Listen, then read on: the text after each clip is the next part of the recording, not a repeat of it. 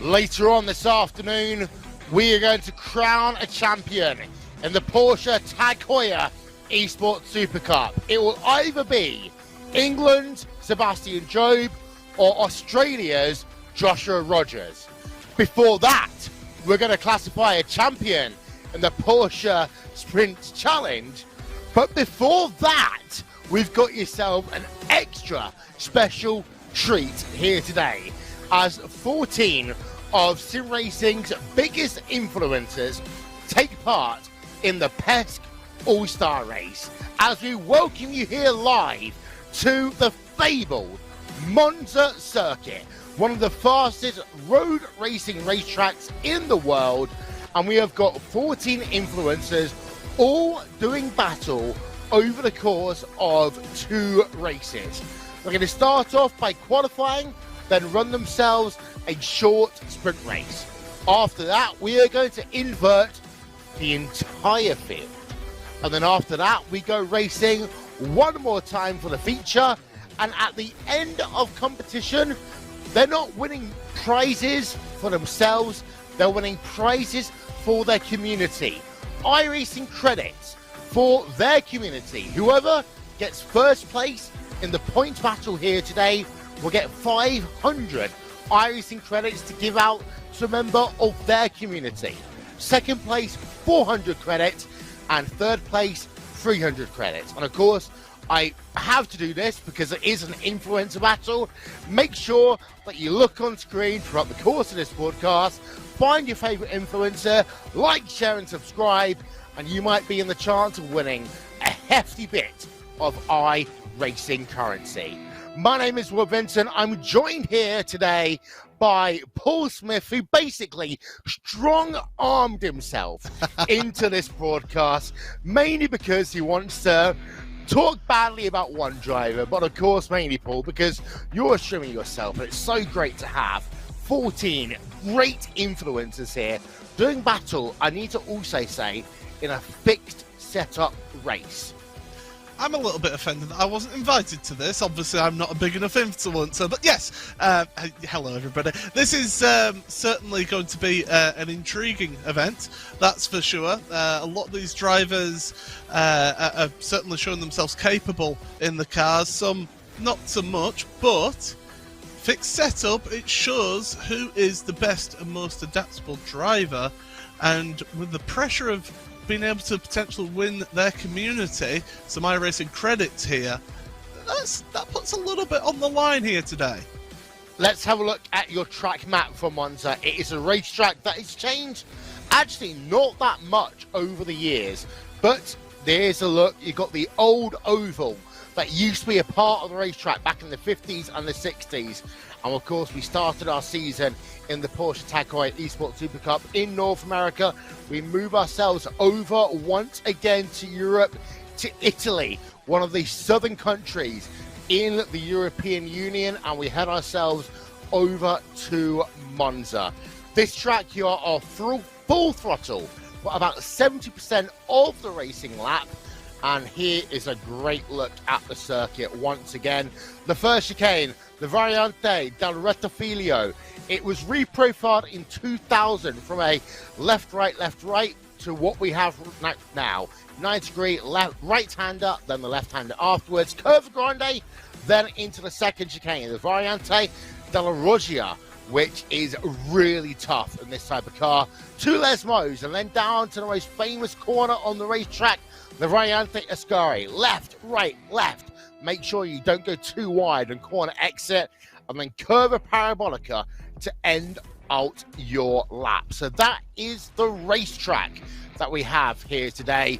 14 drivers, and actually, Paul, let's start running through who we have in our field here today, as qualifying has started to get itself underway. And I'm going to run through this in, I'm going to say car number order, I was going to say, but we've got Boosted Media is here today.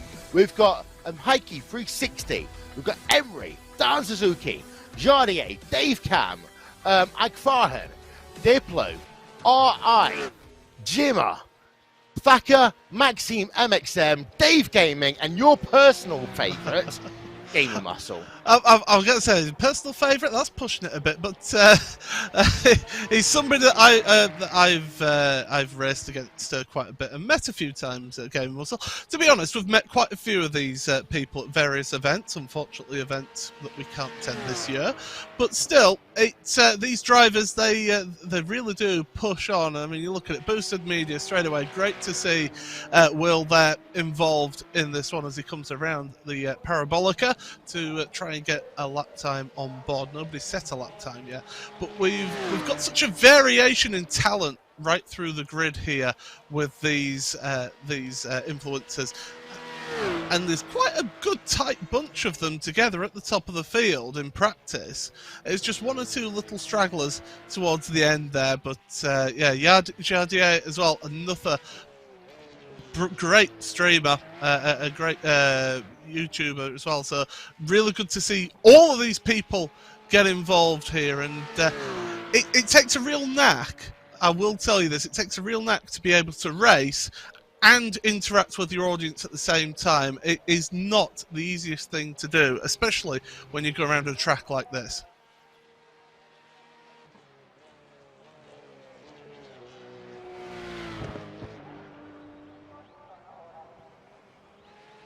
As we're heading on through, looking through the rest of the field, Abgafar, and then you can see the YouTube name there, and going down towards the Parabolica once again,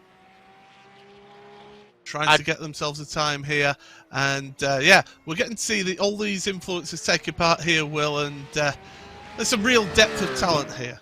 Yep, and Jardier goes to the top of the timing screens for the moment, 151.242 in terms of qualifying. Just very quickly, want to say a big thank you to all of these influencers for their effort over the past couple of weeks in helping to make this event happen. Also to Nicholas from Porsche, and of course to our partners over at iRacing and Isman Balao TrackCam22.com for these beautiful camera angles that you will see on your screen as we are looking on the left-hand side of your screen to Emery, the Australian driver, 150.851 up at the top of your timing screen right now, and the number 51, Jardier second in the number 5 car, and that is Emery on your screen. So what we've done for these graphics is their real first name is at the very top, then you've got their quote-unquote gamer name at the bottom, and of course if you want to know more about them, we provided either their Twitch handle or their YouTube handle for you to go and find out more about them. We're looking at Zabia right now, Heike360, Twitch username, Heike360ES, working through the Ascari chicane right now, heading towards Curva Parabolica, and the number 23 car has got himself third place so far in qualifying, looking as though, Paul, he's going to go out and just do 2 flying laps in a row. Yeah, potentially looking at doing that there. I will say that I was strongly picking Emery for today. I really was, because of the experience that Emery has in the various other series with rear-wheel drive cars that maybe you've got to be careful with on the throttle. I think Emery could be a really good shout for today, but you look at how Jardier and Heike360 have been able to just switch times between the two of them, as Emery even goes even quicker now on our timing, so pulling out a bit of a gap. Here's Jimmy Broadbent, everyone knows who Jimmy is, heading down toward the Ascari chicane, and he's got a bit of pressure on here, hasn't he? He's got rather a large community here in this whole YouTube land, and he'll be hoping to do them proud here today. Yeah. Sorry. This is the one time that I actually get the chance to say, where's Jimmer? I mean, I can actually say Jimmer's in 6th place, and the first time I had the opportunity to say that, I end up in a mild coughing fit. But Jimmy Broadbent is in 6th place right now in that 00 car. We're looking at Dan Suzuki in the number 48 car, and he's currently running in 4th place. A lot of these drivers are running the kind of default Porsche livery for this race, which is going to make our life a little bit more difficult when we get to the racing session, but we'll work it out. There's only 14 of them. Here's Pierre Oliver, or Deplo as we want to call him, in the number 64 car, and he currently, as far as I can see, is running in 7th place, 1 second and 6 1,000ths of a second behind pole position, with 2.5 minutes remaining in qualifying, and he is on what looks to be a flying lap right now. Yeah, so the 64 car heading around through the first of the Lesmos in towards Lesmo 2. You can really use the camber of that second Lesmo to throw it out there. He's actually on the lap 3 of his qualifying right now, so plunge downhill, head underneath the old banking there, back uphill. You can brake quite late here into the Ascari chicane because the hill does help you with the braking.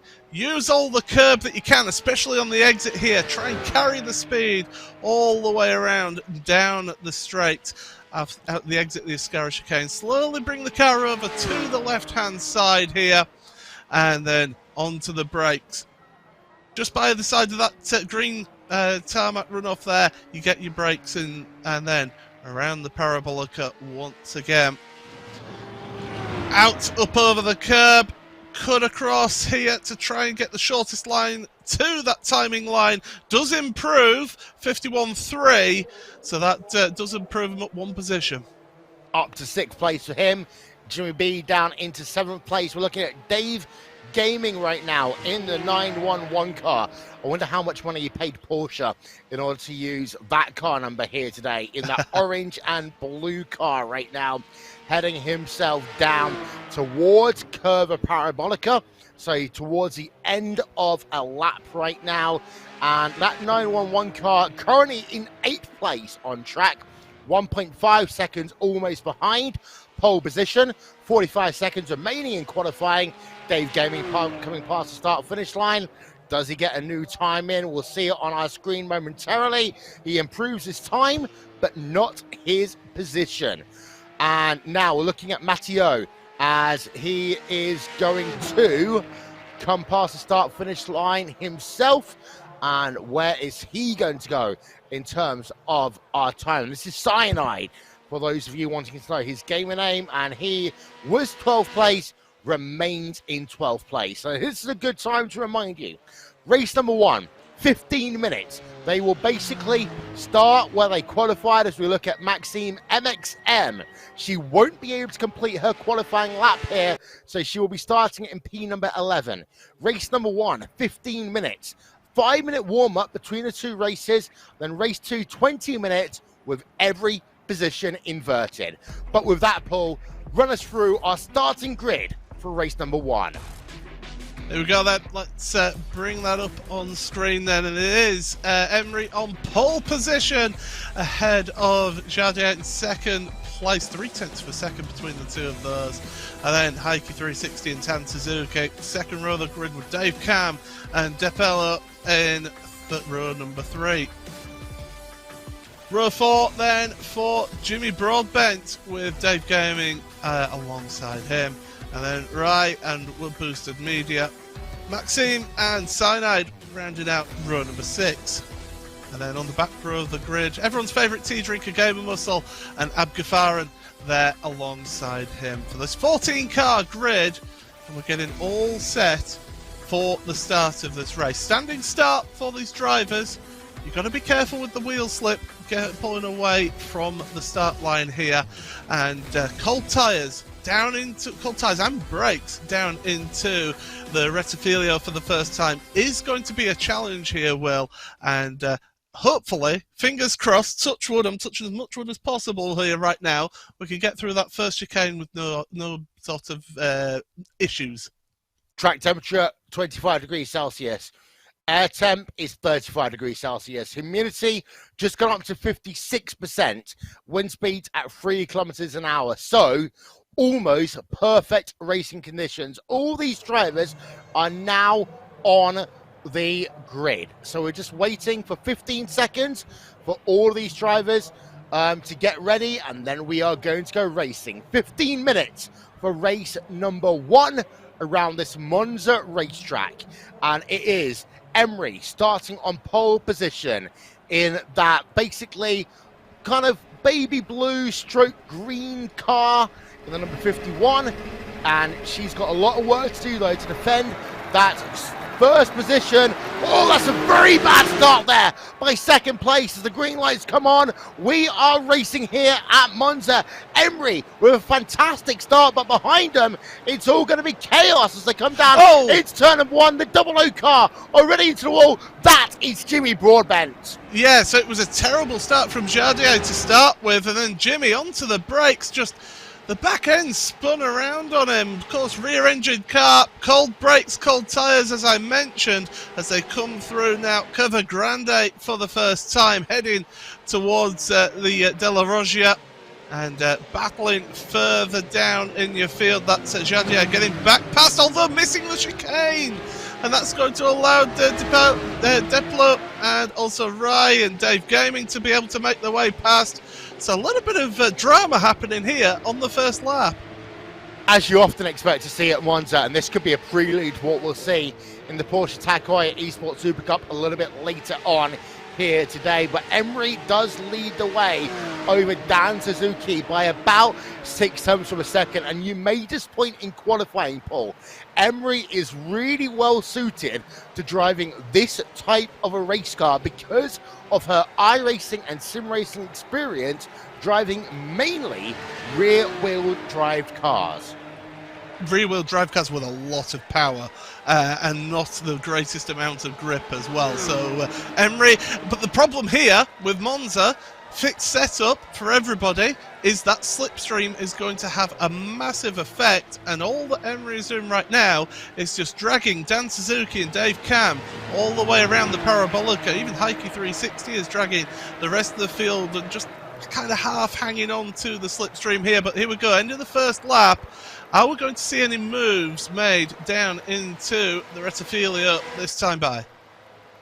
Maybe not. And some of these drivers might be thinking patience is the virtue of order at this stage of the race. And of course, for Emery, she will know the back straight down at Bathurst in particular and the long draft that will come into play. So she will know how to defend in a draft if it comes to that. But the straights at Monza are not as long as what she might be used to at certain other racetracks. The two Daves are running in second and third place right now. Dan Suzuki running in second place, Dave Cam running in third place. Then you've got yourself Heike 360 in third place. I think that's a slowdown penalty we just saw there. Or something going on my timing screens, because we have got ourselves Dave Cam up into second place, Dan Suzuki down into third. Yeah, and Boosted Media has got a lot of damage, significant damage to the right-hand side of his car as well, so that's not going to go well for him. But down we go towards the Scara chicane, and yeah, change of position then. Dave Cam in front of Dan Suzuki onto the brakes. And if they're not careful, Emery is going to pull away and break that slipstream in front of these two. And Emery, she'll be able to walk away from them once she manages to break that slipstream. But these two, they can't afford to fight too hard. They need to almost work together here. It kind of seems alien, doesn't it, Will, that two drivers have to work together to try and keep with the race leader. Yeah, there's a certain series in America where they call it co-opetition. And sometimes at a race like this, you do need co-opetition. I'm sure we're going to be talking about that throughout the course of this weekend. From one Dave to another, Dave Gaming is in a two-way battle right now. He's got RI just ahead of him, and then Jardier just behind. In fact, Jardier is going to look down to the inside maybe as they come down into the Rettifilia chicane. The first of the three chicanes here at Monza. Jardier alongside, but barely, as they come through the Rettifilia and not able to do anything, but can now get the toe as they work through Curva Grande, and he's going to try and tuck back in maybe have a second look as they come down into the Variante della Roggia. The second chicane here at Monza. Again, we profile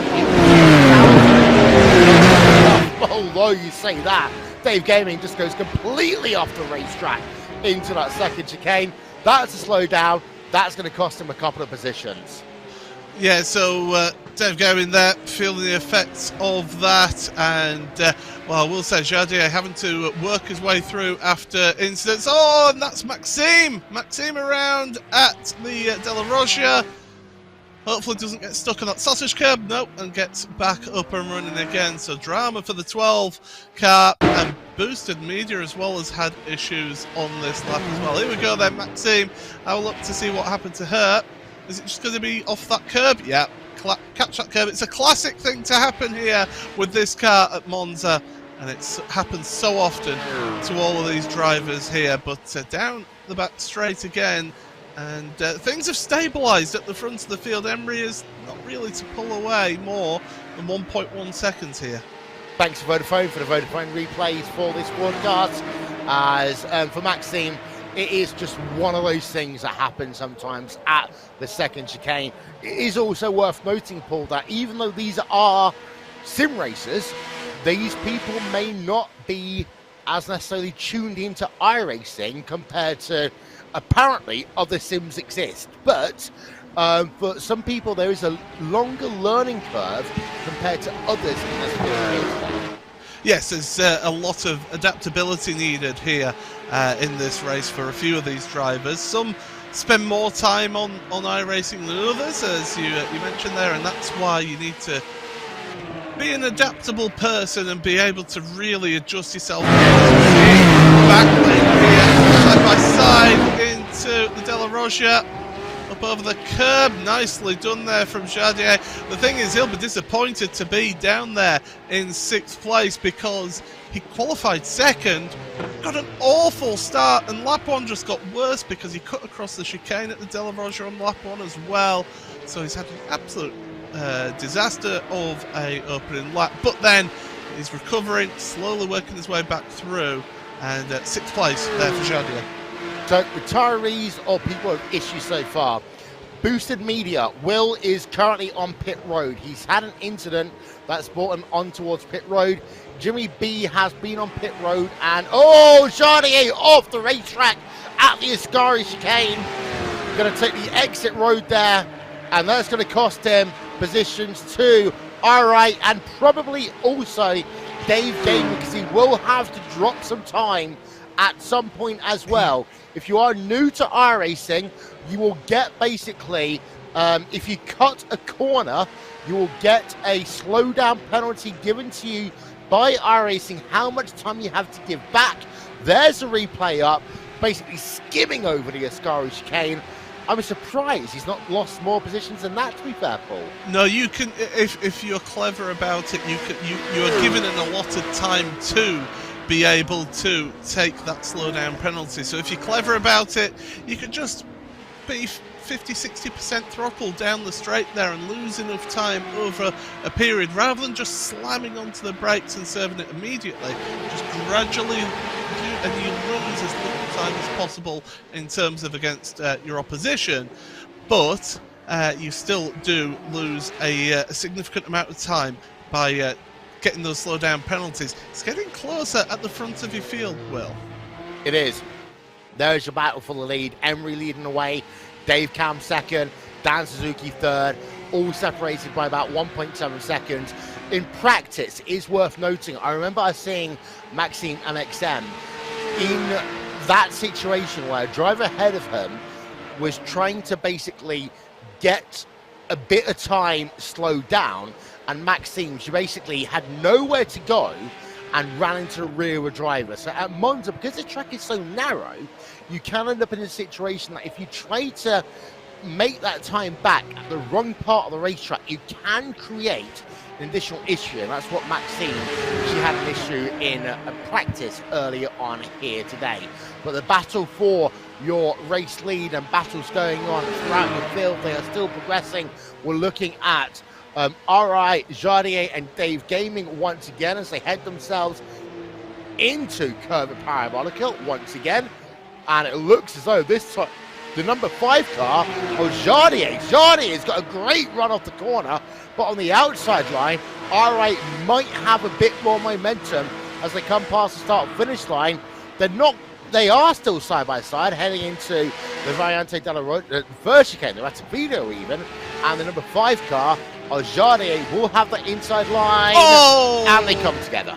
Oh, it was asking a lot there, I feel, and in the background there, Dave Gaming losing control on the exit of the chicane, and there goes Gamer Muscle into what he calls the holy position number 7, as we'll get a replay of it. So side by side, down into the Rettifilio then, and the two of them, what they're going to do, just cut across. Yeah, that's not leaving enough space there on the inside. You've still got a car just alongside you there, and then Dave Gaming gets on the gravel on the exit, half loses the back end.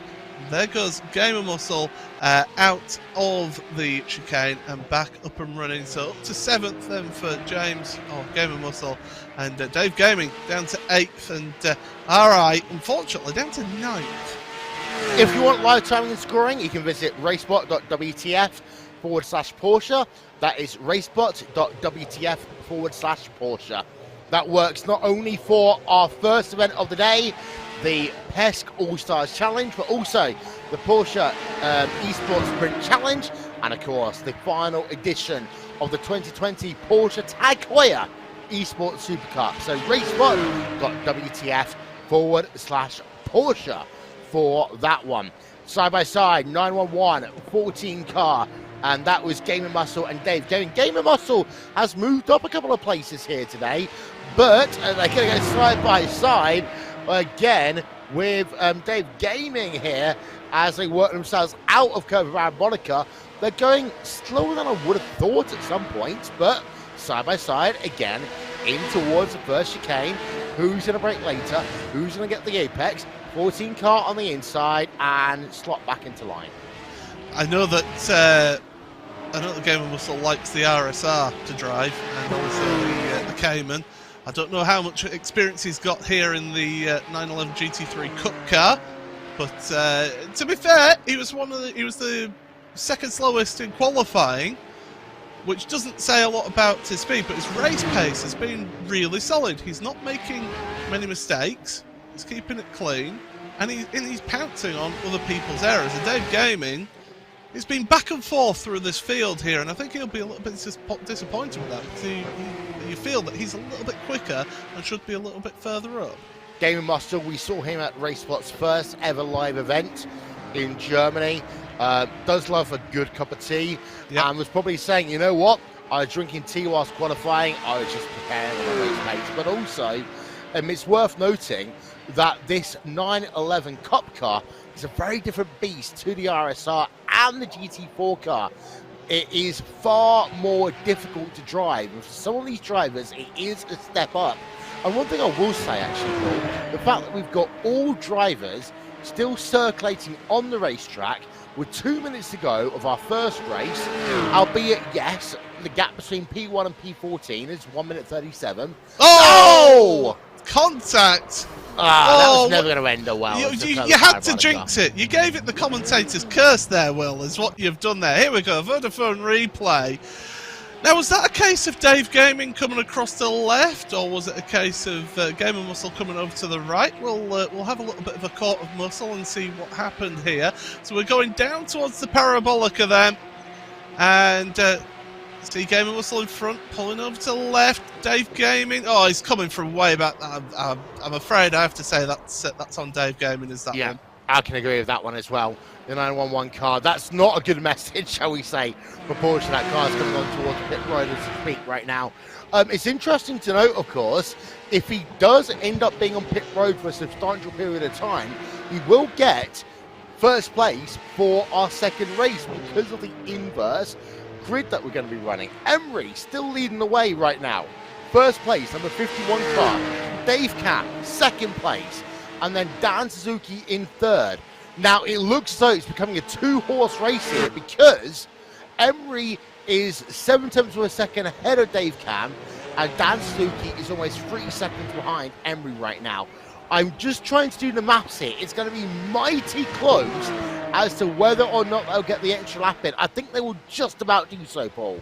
Well, there's 30 seconds remaining as they're coming down towards the Parabolica. It is going to be tight, but this gap has closed up quite a bit now over the second half of this race, and Emery is going to have to keep a foot planted and go for another lap here. So we will get one more lap here, because that is the timing line there. That is where the checkered flag is shown. So one more lap here to decide this opening race. Here's a random fact, just to let you know. Never in a World Championship Series broadcast, as this is, has a female driver ever won a race. So Emery could be making history here today as the first female to ever win a race as a part of a World Championship Series broadcast on iRacing. She gets a good run through Curva Grande ahead of Dave Cam.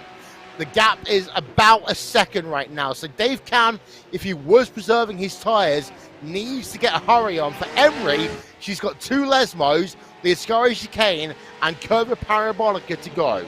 Through Lesmo number 1 goes Emery in that number 51 car. Let's see if we go on board of her as she works through Lesmo number 2 right now, and that run down in towards the Ascari Chicane. We are now on board with Emery in that 51 car, coming under the Emirates little gantry there, and then of course the next major corner, the last real corner of this racetrack, is the Ascari Chicane. Emery, her Twitch /Emery, driving in the number 51 car here today, working out of the Ascari Chicane. Now just one more corner to go, and that is Curva Parabolica. She has led the way the entire race, of course. She will be with the inverse grid for race number 2, starting in last place, and it'd be great to see what she can do in race number 2, and also if she can get first place in terms of what she can give to her community.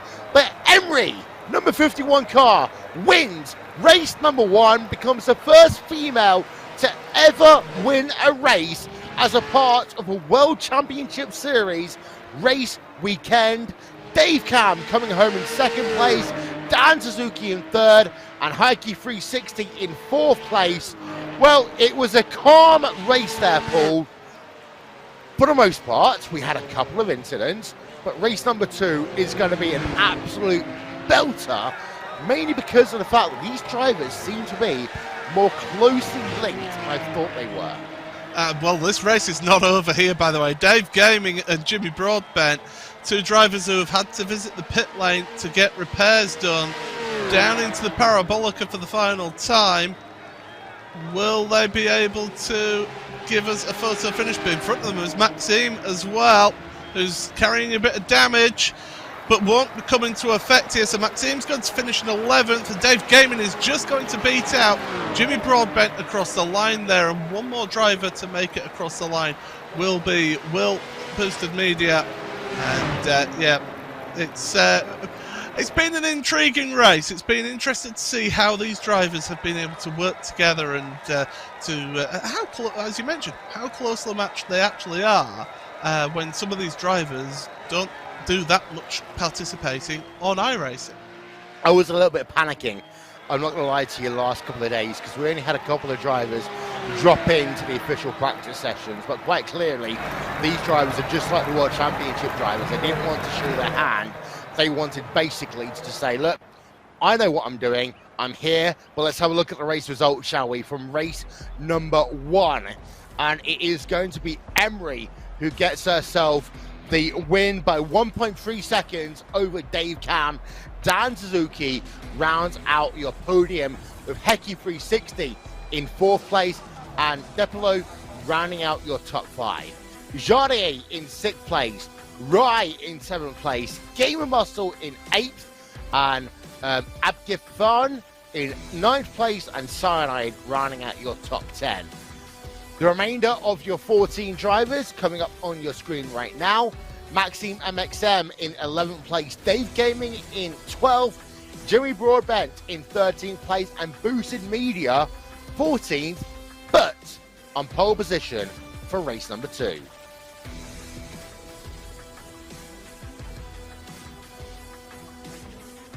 Paul, serious question. What's going to happen next? Well, reverse grid. A couple of drivers who had incidents who finished near the back. I'm thinking people like Dave Cam and Jimmy Broadbent as well. Dave Gaming, should I say, sorry. They were a little bit out of position there at the end of the race. They've got a good shout of getting themselves some good points here. Emery, we've seen how good she is in this car and is able to work through, and how she's able to get through the field with drivers of different abilities as well. That's going to be interesting to see. And yeah, it's whether some of those drivers who say finished midfield in that first race get a good result in the second race to give themselves a chance at taking the overall spoils here. The points are official, by the way, in this first race. So it is Emery who takes the win ahead of Dave Cam, 25 points to 20, and then 17 points for Dan Suzuki in third place. Yeah, we seem to have a slight issue that I'm just having a look through. Points are official as they are right now. We, of course, are taking points of both race 1 and race number 2. And whoever gets first place in the points overall will get themselves 500 iRacing credits to give out to a member or members of their community. Second place, 400 iRacing credits. Third place, 300 credits. So these drivers aren't running for prizes for themselves here, Paul. They are running for prizes for their community. Yeah, absolutely. Getting a lot of iRacing credits for their community. It's really good. And it just adds that little bit of pressure onto these drivers, a little bit of an incentive for these drivers to do well here. And we're seeing 1 or 2 drivers just come out to do a little bit of practice here in the warm-up. We've got a 5-minute warm-up session for these drivers between races, so you're not missing anything on screen. But yeah, these drivers, they're fighting it out for the community to try and get themselves and get their community the prizes here in this race. But the next race is going to be a 20-minute race here as this final race. It is a feature race, only 5 minutes longer than the first race we've just seen, which was 15 minutes. And these drivers will be really pushing it to the limit all the way to the end of this one. And just to see how they all fight it out towards the end here with those drivers who are having to work their way through the field with a full inverted grid. I'm certainly looking forward to this race. We're just counting down the seconds towards the start of this one. Less than a minute remaining here before we grid up for the feature race here. Yeah, it's going to be great. Of course, 20 minutes here then for the second of our races here today. And 20 minutes, the entire field will be inverted. So that one will be a little bit crazy, shall we say, coming into the first chicane at Monza. Any race into the first chicane at Monza is always going to be a little bit crazy. But of course, with these 14 drivers, Paul, they've had the experience of driving on track, but they might not have had the experience of knowing where to brake in different random situations. We did see a couple of incidents at the start of race number 1. Yes, and by all accounts, Jimmy B at the start down in towards the Rettifilio for the first time in that one, he locked his rears. That's what can happen if you just change down gear too quickly here with this car. And of course, with being a rear-engined car, as soon as that back end swings round, the weight transfer just sends it round like a spinning top. Yep. Don't forget, later on today, we've got the Porsche Esports Sprint Challenge, the last round of the championship there, and of course also the final round of the Porsche Heuer Esports Supercup, which is going to be the last round of the championship. Is it going to be Sebastian Job or is it going to be Josh Rogers? Here's your grid then for race number 2. Boosted Media, front row of the grid alongside Jimmy Broadbent, Dave Gaming and Maxime MXM on row 2. Cyanide on row 3 along with Ralph and Hafaran. Then you got yourself Gamer Muscle and Rai, Jardier and Depolo. Heike 360, Dan Suzuki in row number 6. Row number 7, as course is inverted, will be the 2 drivers of Dave Cam and Emery, who won race number 1. So we are now just waiting for these drivers to get themselves on to the starting grid and get themselves ready to go racing, which will be in just a couple of moments' time. Live timing and scoring still available, racebot.wtf/Porsche. That will work throughout the course of this afternoon's event. That's racebot.wtf/Porsche. It's a wonderful look there at the second chicane here. One more car we're waiting for to get onto our starting grid. That second chicane may well become the talking point of the race here today, Paul. Yeah, we saw how Maxime had issues there. Or you could do it all on your own or in a battle. It can really cause issues. That we saw how one of the other drivers as well had major at the Jardier, of course, on lap 1, locking up, had to go straight on through the runoff area. But we've got about 10 seconds or so to go to the start of this one, and these drivers are keen and raring to go here in this feature race.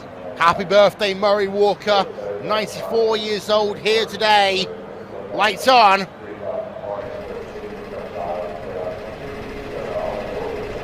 Ready to go racing here at Monza. 97 years old even, I apologise.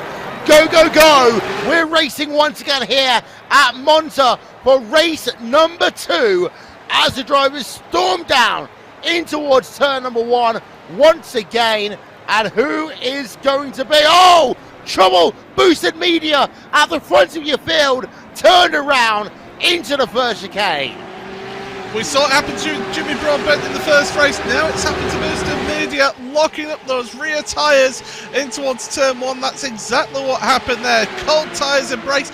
Emery, sensational start, already up from 14th to 8th place in this race.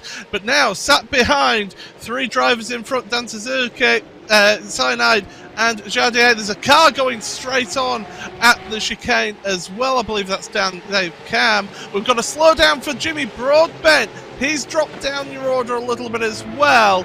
So at the moment, Maxine leading this one away from Dave Gaming. A Gamer Muscle in 3rd place. Really? I know that's going to completely mess your brain up a little bit there, Paul. But yeah, he is running in 3rd place right now. Jimmy B dropped down 2 places early on in this race. He's not going to be that happy with that one at the start of this race here today. But the important thing is Dave Gaming leads away. Maxine MSN right on his rear end as they work through the Ascari. Yeah, heading down towards the Parabolica for the first time here in this race. We've got a car off in the background into the wall. I believe that what Boosted Media again. It is. Will's had a nightmare of an opening lap here. Not the start to the race he would have wanted to have had at all here today. And Boosted Media all the way down, shock last in P number 14. Not a good day at all. But Dave Gaming, I will say, had a great 3rd sector. Now 1 second ahead on Maxime MXM, and Jimmy B right on the rear of Maxime as they come down. This is into the first chicane. It's mighty close there, all the way through your top 5. Yeah, Maxime's actually had Jimmy Broadbent go past. Emery is making her way up the field, now up into 6th place, ahead of Heike 360 and Gamer Muscles. Gamer Muscles dropped down a couple of positions here in one corner. But yeah, Dave Gaming, you're absolutely right. A second ahead of Jimmy Broadbent. Maxime is still there in touching distance, and Dan Suzuki, Jardier and Emery. Now we know how quick Jardier is. Oh, Jimmy B has had issues at the chicane. Right down the field, yeah, he's now down into 10th place. So Jimmy Broadbent is massively struggling right now, and he's all the way down into 10th place. Here is the replay there for Jimmy Broadbent. Let's see what's happened to him in that double O car into the second chicane here at Monza. Of course, he did he just kind of locked the rear end again. He did that in the first race. I've just seen on my timing screen, we've got a big one. We've got a big one on the run Track down blocked to the Ascari chicane, and that track is completely blocked here. We're going to have a look at the replay, and there's all sorts involved. Gamer Muscle's involved, Jimmy Broadbent is involved, Heike 360. Oh, there was a car on the grass on the exit of the Lesmos. Who was that? That was the 23, and that was Heike 360 on the grass on the exit of the Lesmos, and that's just speared him into Gamer Muscle. And Jimmy B, absolutely nothing that he could do there. Yeah, horrific, and that has really separated your field out. There is now a massive gap between P8 and everyone else in your field. Jardier and Dan Suzuki, by the way, battling it out for second place on track. Jardier up into second place, now back down into third place as they work themselves through the chicane here. We're on live pictures. 48, Dan Suzuki, left-hand side of your racetrack. Right-hand side of the racetrack is Jardier as they work through Curva Grande right now.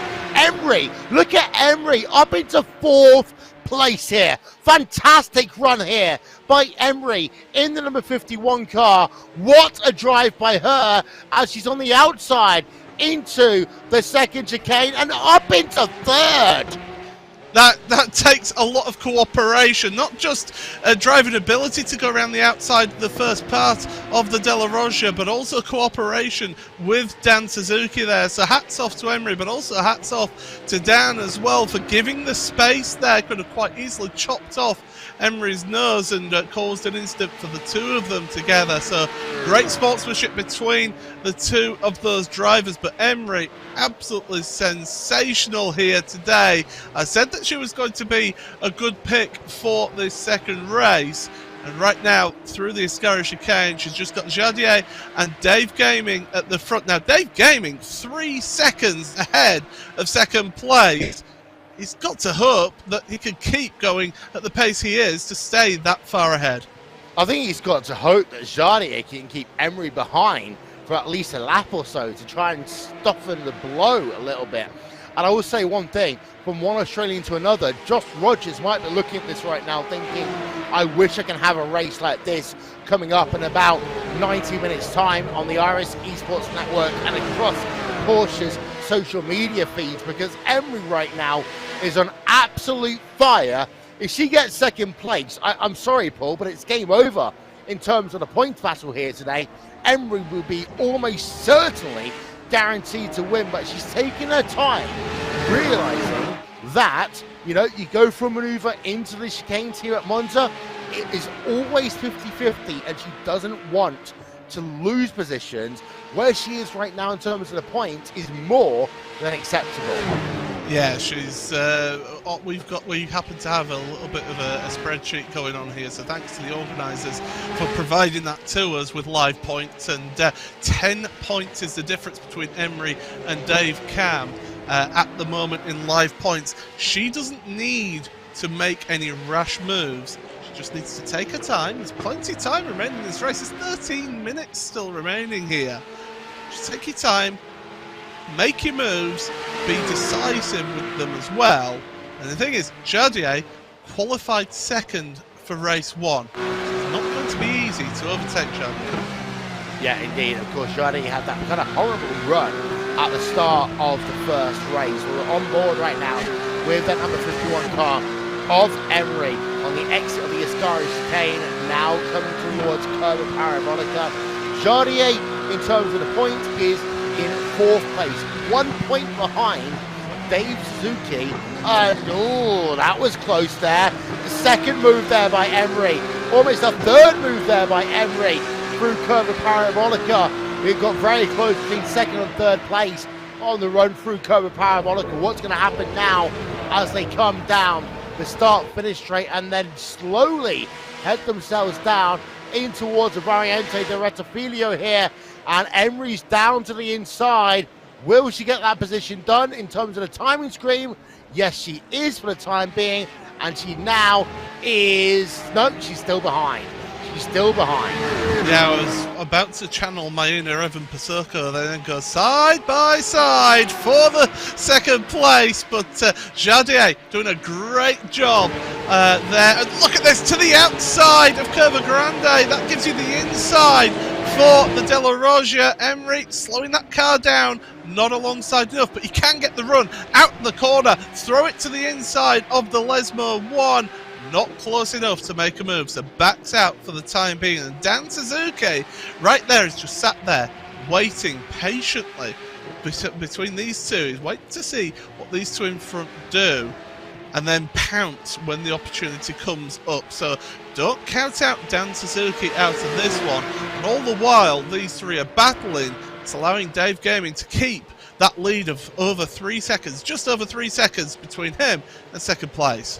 So what would happen is, if Emery gets ahead of Jardier, then basically Jardier is going to be out of podium contention almost certainly in terms of our points. And actually, Emery, did she just get a slowdown penalty there? No, she just went to the ultra left-hand side. No, Jardier made a mistake on the corner exit. Yeah. It was a big error, and here we go, side by side into the Parabolica. If Emery could hold that outside line, she could be on the power earlier and get the run out of the corner, and that is exactly what she's doing. And Jardier, there's very little to do here. Try and get a side draft or something from Emery here to try and keep that second place. And now, look at them, absolutely neck and neck as they head on down into the chicane, and look who's joining the party. It's Dan Suzuki to the inside, 3 wide into Rettifilio. That normally doesn't work, but these three drivers amazingly have managed to make it work.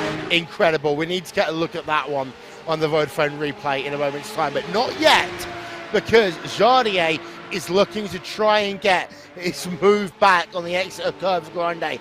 This is what you need to figure out. Do you go left, do you go right on the exit of the corner? Jardier goes to the left-hand side, has the inside line into the second chicane here, and takes that second place back. What great racing we're having here today in the PESC All-Stars race, and what an incredible way, Paul, this is in setting up this afternoon's worth of action, as here comes the replay, 3 wide into the first chicane. Yeah, so there you go. You see that, and well, probably the sensible approach from Jardier to just back out of that initially and then get the run out of the corner, and that's exactly what he did right there. Interesting to note as well, into the De La Rogia, it was Dave Cam who made the move stick on Dan Suzuki. So Dan Suzuki went from attacking for second place with the 3 wide effort to now dropping down to 5th place behind Dave Cam. And that will impact on the points a little bit as well. That might move up one driver over another. I'm just having a look at my maths here. But as far as it stands, it looks like Jardier did fall down to 5th place in terms of the points momentarily. That will change once again. But here we go. 8 minutes, 40 seconds remaining.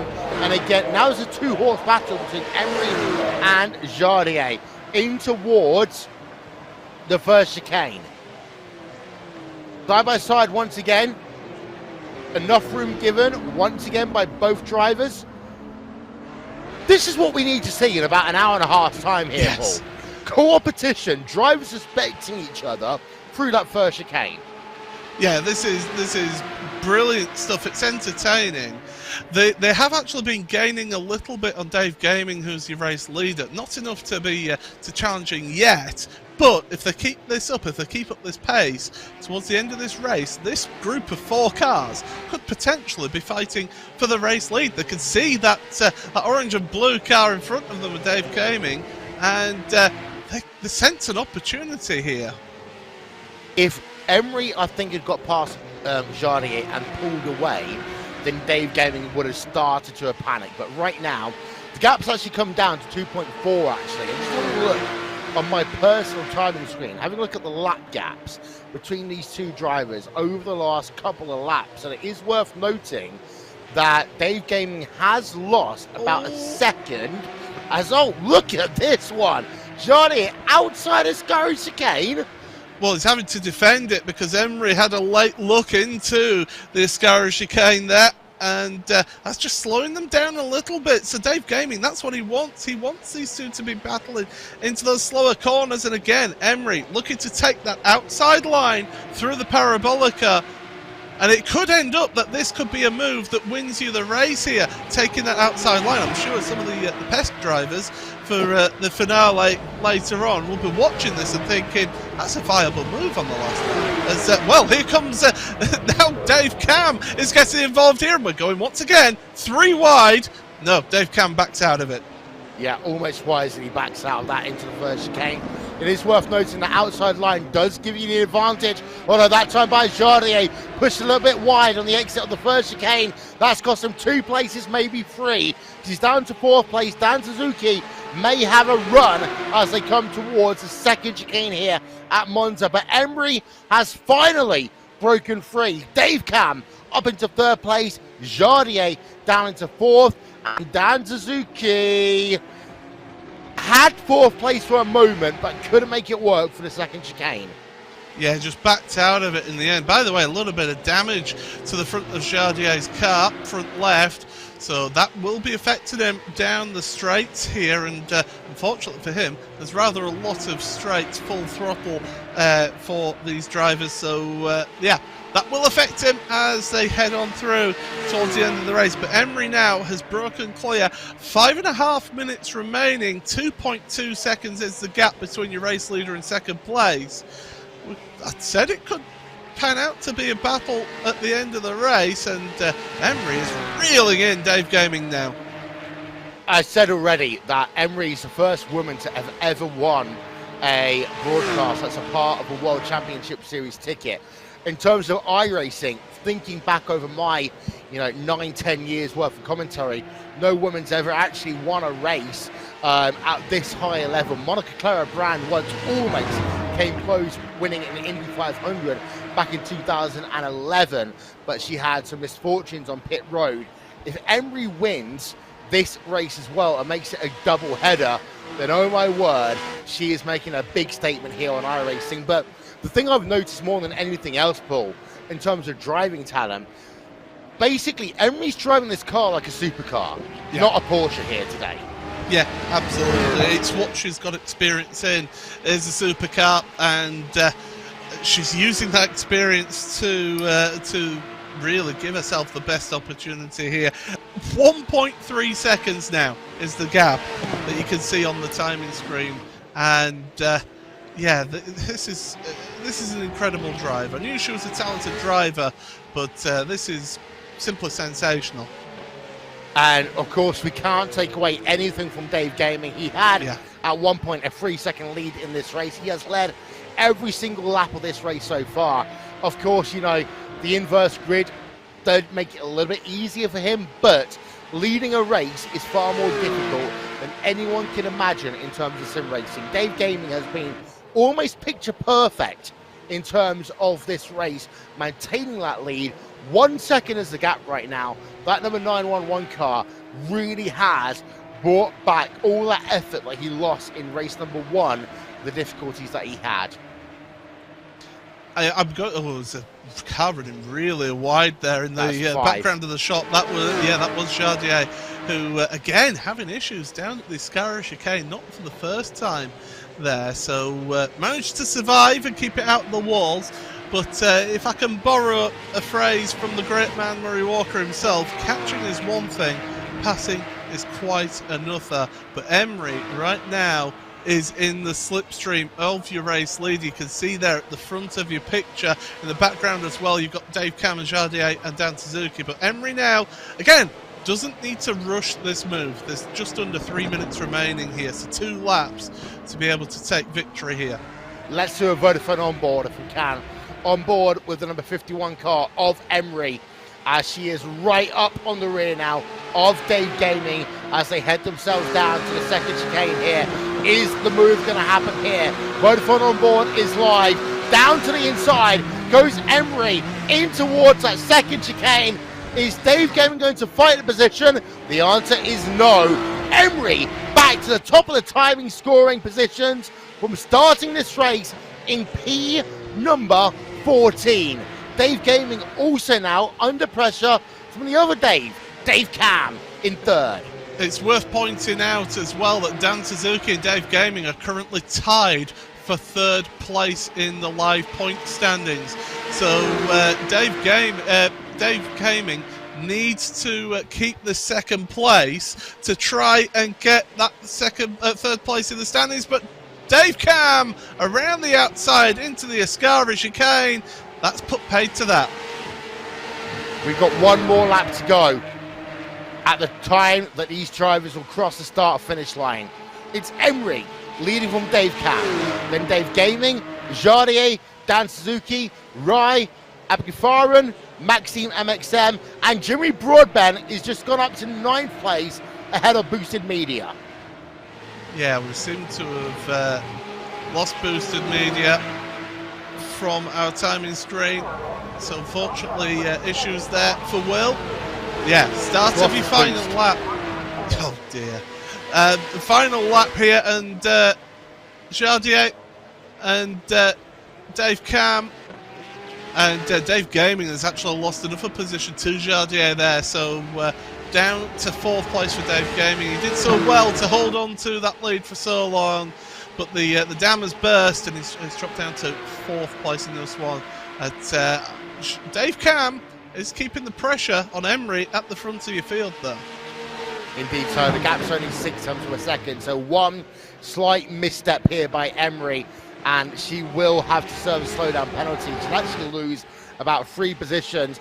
A little bit of a defensive line being taken there by Dave Cam. Did he go a little bit too hot over the curves? And does Jardier have the opportunity to make a move for 2nd place? No, not yet there through Lesmo number 1 and not into Lesmo number 2. But let's go on board with Jardier on the exit of Lesmo 2 down towards the Ascari chicane. Here's the Vodafone on board, and we're on board with Jardier at the 5, the 786 car of Dave Cam to left-hand side as they come down in towards the Ascari chicane. Confirmation time has expired. This is the last lap of the race. All over the curbs is Dave Cam. Jardier not able to do anything. But what we've seen already is the outside line into Curva Parabolica can work. So does Jardier try to risk it around the outside into Curva Parabolica? Oh yes, he does, but he's not quite close enough. So that means that we can turn our attentions back to Emery. Emery will claim the victory here as Dave Cam runs incredibly wide at Curva Parabolica, losing positions to Jardier and Dave Gaming, but it is Emery who will claim the victory here today. Emery wins both of our races, the sprint race, and by coming from 14th place up to 1st, she wins the feature as well. Paul, what an incredible race there by Emery. Not only in terms of this race, you were to put her into the Porsche Taycan Esports Supercup, she could certainly hold her own. I'd love to see her qualify and compete in the World Championship, as we're seeing battling between Jimmy Broadbent and Maxime here. Not Maxime, it's between Boosted Media, should I say. Will losing the back end there on the exit of the Ascari chicane, and that's allowing Jimmy Broadbent to pull away there at the front of those two. But Emery, yeah, I would love to see her be able to try and qualify for the Porsche Taycan Esports Supercup. It's not easy to qualify for that series, that goes without a shadow of a doubt, and the qualification process has been announced earlier this week for the new season starting next year. So yeah, these drivers, they've put on a great display, and let's not just say hats off to Emery as well. Some of the driving from the other drivers as well, Dan Suzuki, Dave Gaming, Dave Cam, Jardier, the way that they gave each other racing room out there and really put on a great show. My hat goes off to them. They were brilliant and really enjoyable races to watch. 13 drivers finishing on the lead lap, only 1 driver finishing 1 lap down.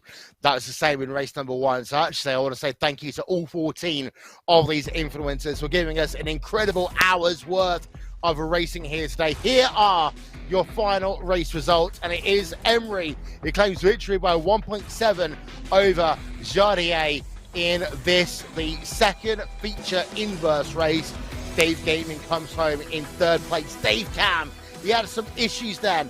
Down at the very, very end at Curva Parabolica, comes home in fourth. Dan Suzuki rounds out your top five. Ray comes home in sixth place. Ab Gifarin comes home in seventh place. Maxime MXM in eighth. Boosted Media in ninth. And Jimmy B rounds out your top 10. And the rest of your 14 drivers coming up on your screen right about now. We would hope. Any moment now. There we are. Gaming Muscle in 11th place. Depolo in 12th. Cyanide in 13th. And Heki 360 in 14th place. We are going to go immediately to some post-race interviews. Because, of course, don't forget that the Porsche Esports Sprint Challenge is coming up in just 15 minutes' time. Emery, congratulations. What a series of races you have had. Back-to-back victories, including coming from P14 to P1 in the feature. Yeah, that was really fun.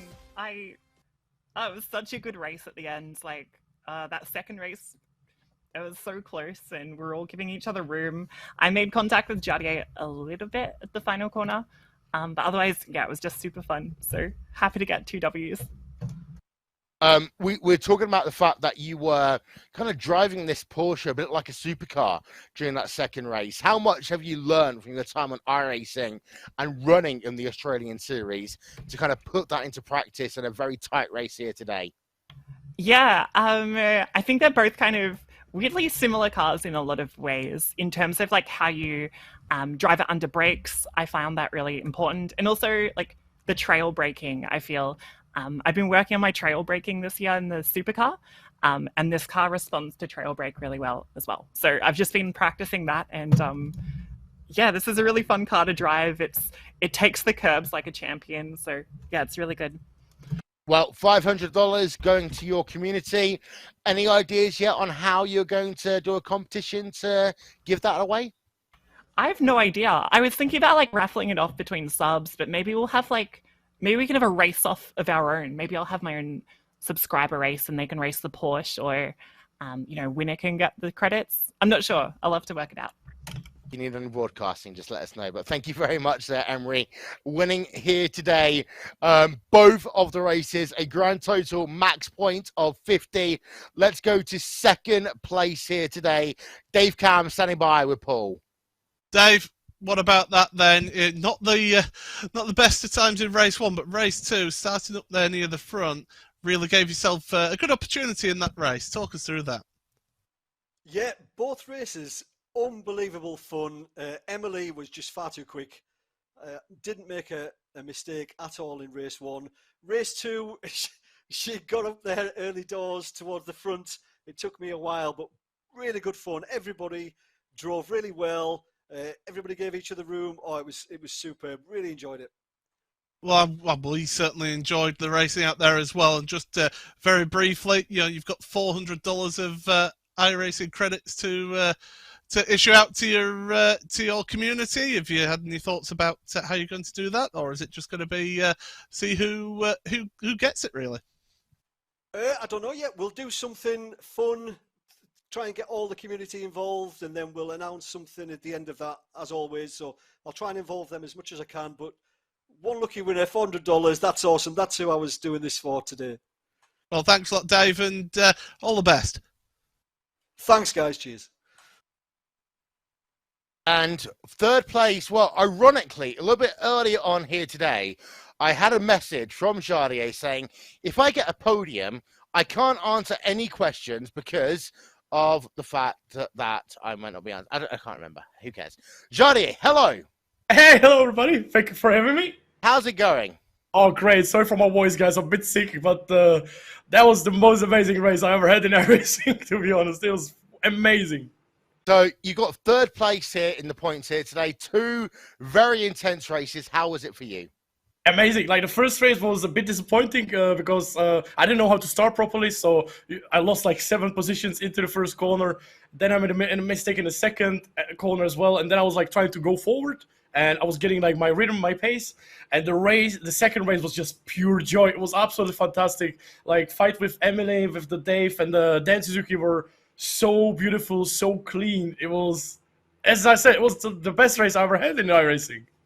Well, the Purple Army has been represented here today. You get third place, $300 worth of iRacing credits to give out to a member of your choice. Have you got any idea how you're going to share the love with your community? I don't know. We will have to do something about it, definitely, to share with the community. Thank you so much, Porsche, for organizing this. It was amazing to be here. Well, thank you very much, Jardier. Congratulations on your third place. We have got to wrap it up because don't forget, there's more action coming your way.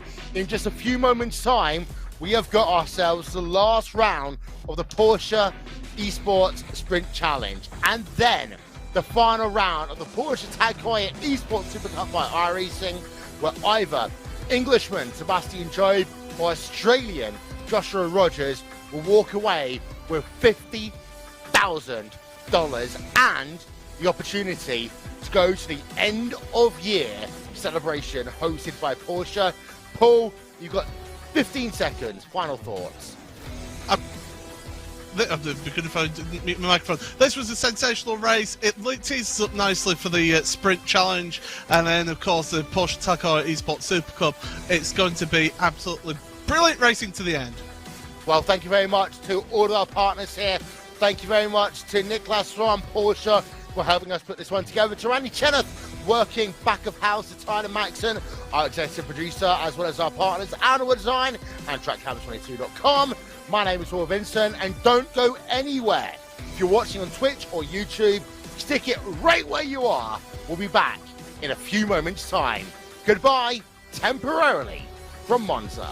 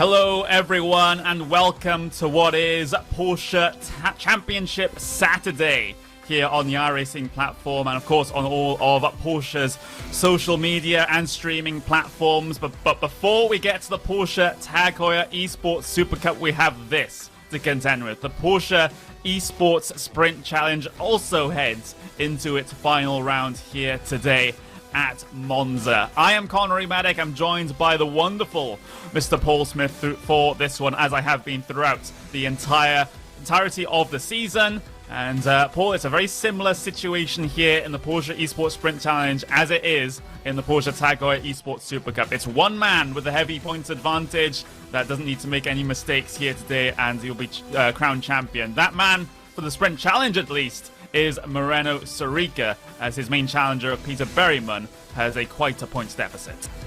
Yes, absolutely. It's Sorica's to lose as this championship, and well, this has been a sensational series to call as this one. These drivers, it was a brand new car at the start of the season. They hadn't had much chance to drive it, and it's produced some sensational action for us. There's the standings up on screen then for you all, and Sorica, he's just got to get himself a solid score here. But the problem with Monza is that you can't rely on just getting a solid result, because you can so easily get involved in somebody else's error. Especially turn number one. That's going to be the main point of contention here today. Not just on the race start, where things tend to get a bit congested through there. It's going to be the main passing point for the entire race as well. You can see that the points difference between Sorica and Berryman, well, the maths works out so that if Berryman wins here today, Sorica will have to finish 17th or above to take the championship. So he's still in a very, very good position here today. But one error, one DNF, and Berryman wins the race. Berryman will win the championship. Absolutely, and this series, unlike the Porsche Heuer Esports Supercup that we're going to see in a short while, you've got one race, you've got one opportunity, and you've got to make it count here. And yeah, these drivers, they've really got to push all the way to the end of this race, and this is certainly going to give us an exciting race, and what better place to do it than here at Monza. Yeah, an absolutely brilliant circuit, full of history, full of so many stories from the real world, and we make our own history here in sim racing as well, as we take a look at where we are here for this final round of the championship. Of course, Europe once again zooming down into Italy. Absolutely fanatics about their motorsports. We head to the very north. We head to Monza, one of the fastest circuits on pretty much any sporting calendar that decides to head its way here, as we zoom further down in towards that first chicane, which is going to be a tricky spot on a first lap before you head through Curva Grande and down in towards the Della Roggia chicane, as the chicanes just get faster and faster and faster. You head through the two Lesmos, in amongst the trees, down the hill, then back up it towards the Ascari chicane, and then you've got that short run down towards the Parabolica and the fast run through there towards the start-finish line. Just a fantastic historic circuit. It is. It's one of the two true great circuits of the world. Of course, in a Royal Park, as you can see there in the Milan suburbs. So it is a venue that these drivers absolutely love to come to. It's a cathedral of speed here in Europe. I'm sure people out in Indy might have something to say about that, but here in Europe, it is the cathedral of speed, and this, it just breathes history, does this circuit. It is an amazing place to go racing. It really is. Qualifying is underway as we speak, but we've yet to have the first set of times come through here. So we're just waiting for that to happen. But one of the men out there right now, Moreno Sorica, of course, he hasn't set a time. In fact, he isn't even out there on the circuit just yet, is Sorica. So might have to get a little bit of a move on by the time that this session is done. Hopefully we can get some pictures for you in just a couple of moments' time. But Paul, expectations for this one, because we tend to know how this track is raced. It's very draft heavy, Lots of pack racing we tend to see as we get the pictures up on the screen. There's one of the Heuer Esports cars heading its way on its qualifying lap right now. But it's more of a strategic race, not in a pit stop sense because we don't get any, but in more of a positioning sense with the track positions.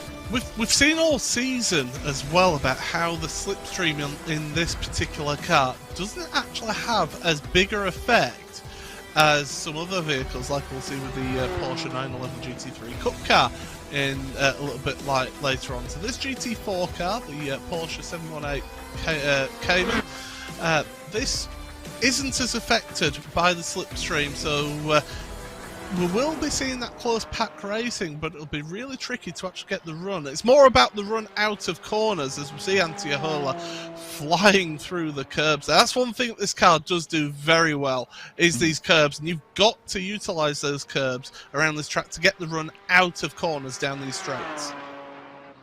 As the driver of the 882 heads its way into Curva Parabolica on the end of the fast lap here. So drivers, they do get 2 flying laps to complete here, so if this one isn't quite good enough to Heuer's liking, then he'll be able to stay out there and get another flying lap in. Across the line he goes, a 156.525 for him. That is good enough to go provisional pole position for the moment, but we still have a lot of drivers out there that have not set their lap times just yet. You can see 9 of them have set their lap times early on in this session. A lot of them, though, just waiting more until later on to get out there and actually do their laps, which is why we saw Moreno Sorica actually sit out the first couple of minutes of the session, just waiting basically for everyone else to set their times. Yeah, absolutely. Cooper Webster, this is a driver, he's actually prepared, he's using this as an extra warm-up lap here, as Matti Sipilä goes top of your standings right now. But Cooper Webster is a driver that I've really been impressed with this season. I think he's come through and really shone in this championship. A few little mistakes here and there, and getting involved in a couple of incidents has curtailed his chance of winning the championship, but definitely Cooper has shown us here that he can compete at a higher level than most people can. Yeah, absolutely. He's been one of the standout performers for me in this season, and I hope that he's able to, if he wants to, qualify into the Porsche Tag Heuer Esports Supercup for next season, because that's what this little sort of pre-race exhibition is about, the support race, just to shine a light on some of the drivers that maybe didn't quite get in, didn't quite make the cut into the 2020 Porsche Tag Heuer Esports Supercup, but they certainly are capable of getting in next season if they want to go through that entire qualifying process. And Webster, if he does decide to go for it, I no doubt in my mind that he'll have a decent chance of getting in next season. Yeah, he'll certainly be giving it a good go, I would imagine. The Altus Esports driver, he certainly will be pushing on. Heuer back to the top of his standings, so Sipilä not able to hold on to it by 5 thousandths of a second, no, 4 thousandths of a second, sorry, I misread the timing screen there. So, oh yes, it has corrected itself again. I was right the first time, it was 5 thousandths. It shows how close this series is here with this car, as Pete Berryman now to the top of your standings now. He's put in a yardstick, because Moreno Sorica, I noticed that he's out on a lap as well, on his opening lap of qualifying. So Berryman just coming through the Rettifilia and heading out of there. But here's Sorica now through the Parabolica. Cuts across the inside there. In normal real-world racing, you're not allowed to cut across that line, but they do here. And this is going to be the start of his second hot lap. He's currently in P6 because Thomas Gibson has just moved up into 4th. But here we are, down into the Rettifilia then. You're going to hit that curb on the left, ride the sausage curb on the right. It helps rotate the car around the chicane there. Use all the curb on the exit to get as much speed out the corner as possible as you head through Curva Grande. Absolutely flat out around this corner. Notice how he's hugging the inside line there, because he wants to be on the right hand side then for the second chicane. Brake under the bridge hard braking, launch over the curbs here at the Della Roggia. Careful not to run out too far wide on the exit and get onto the gravel trap and give yourself an incident point. Lesmo 1. Little bit of camber here, but you always find the car pushing out a little bit wide on exit. And then Lesmo 2, dab a brake, throw it in, use the curb and the camber. Again, careful of the track limits on the corner exit. It says stricter track limits than when they first launched this track here on iRacing. Plunge downhill now as you go underneath the banking, back uphill braking underneath the bridge into the Ascari chicane. Again, launch over the curb on the left, right the curb on the right then, and then launch right over the curb there, back end sliding through the exit of the Ascari chicane. Now gradually bring that car over to the left-hand side. You're going to see, when you're a driver, you'll see a patch of tarmac that's painted green. Use that as a brake marker onto the brakes. Parabolica, nice and early. Let it run out wide and then cut back in on corner exit. Shortest route to the line, as Pete Berryman is still your fastest driver. What's Sarika's time going to be? Across the line, it's an improvement, but it's not really that much. It's moving him 1 place into 5th place. Yeah, Berryman, still a very strong time at the top of the standings there, and well, he was able to improve by quite a margin on his second lap. I'm still seeing a couple of drivers out there. Mikael Gard's out there still doing a lap, and Leon Rudinger is also on his second lap. Yeah, just saw Kim Eriksson. Maybe we've gone to the B-roll a little bit too early there. Yeah, 4th place for Kim. Able to put in a really good time then at the end. Because, of course, with this qualifying, once it reaches 0 here, that is it. That is the end of your qualifying. You don't get to finish that lap. Yeah, absolutely. And looks like at least Rudinger will be able to complete the lap here.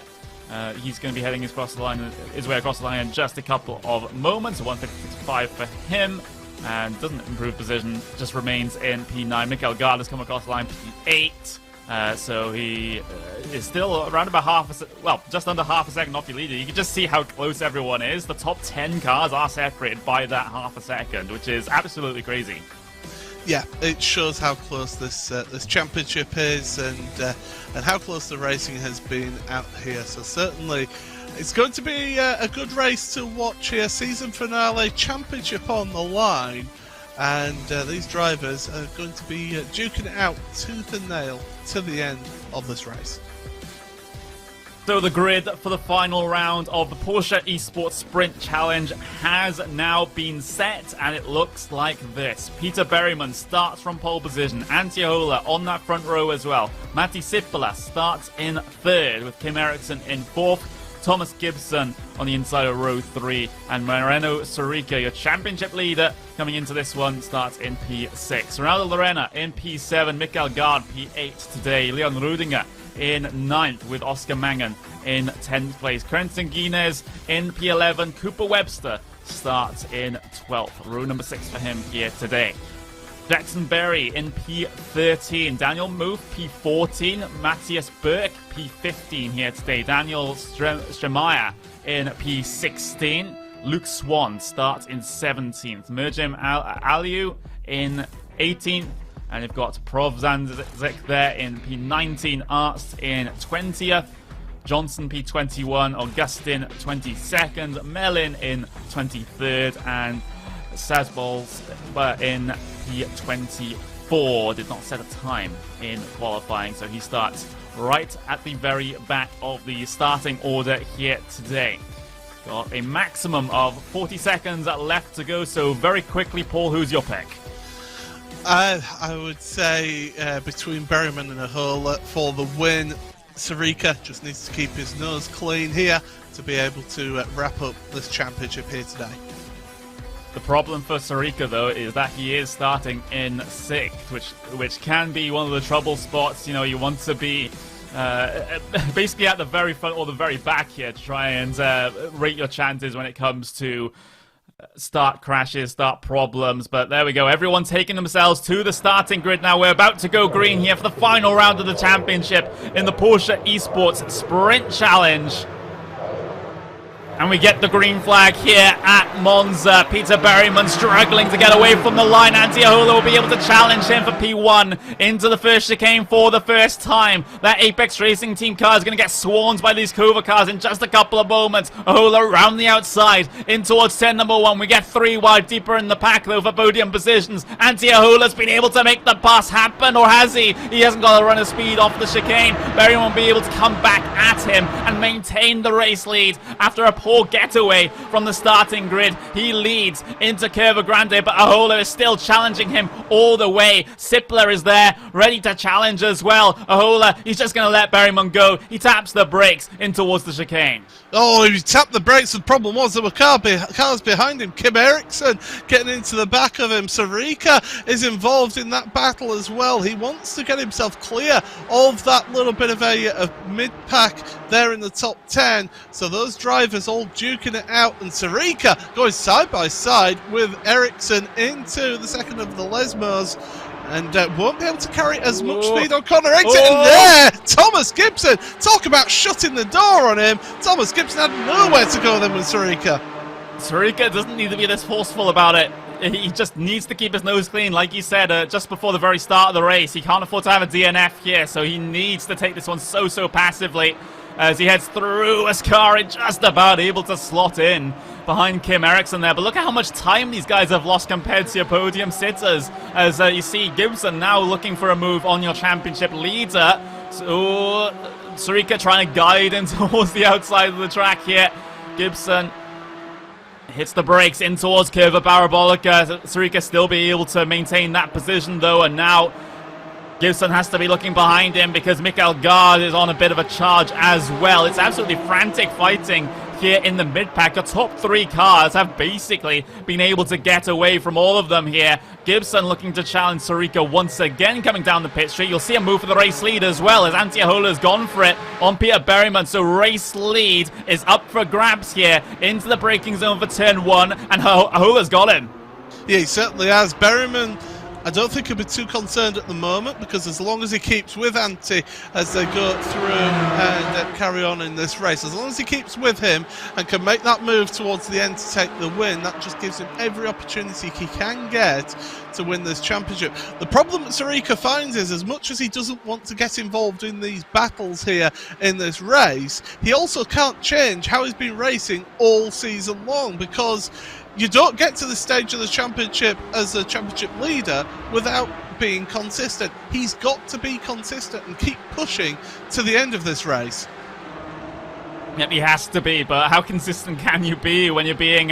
well, you have a car all over the back of you, as you can see that car behind trying to apply a lot of pressure to that Williams Esports cars. You got the Prologue car in there as well as the core machine, so it's a smattering of teams taking part here today. You see Thomas Gibson representing Core there, and deeper in the pack Oscar Mangan is also there representing as well. As we look back towards the front of your field, it's Heuer Esports leading right now, as Ahola has been able to take the race lead into turn number 1 on that previous run down into that corner. And now you can see that the top 3 breakaway is still in effect here, but I wouldn't say that Kim Eriksson is too far off the back of him. Still a chance for him to get himself involved in this podium battle, but with about 16 minutes left remaining coming across the line this time around, looks like it's going to be around about 9 laps to go at this point forward, so still a huge amount of the race to go, and these 3 drivers having the early advantage.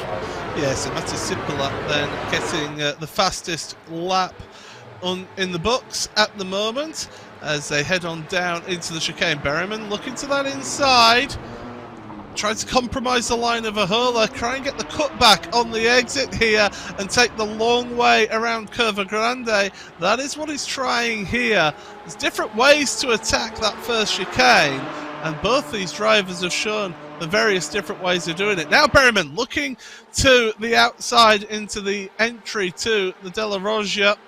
Once again, can he carry the speed around the outside? They've got to both keep giving room, and that's exactly what they do there. Great stuff from Berryman and Ahola to give each other space, but here comes Kim Eriksson now onto the back of this, and Marina Sarika, as Mikael Gard is having a issue further down as well.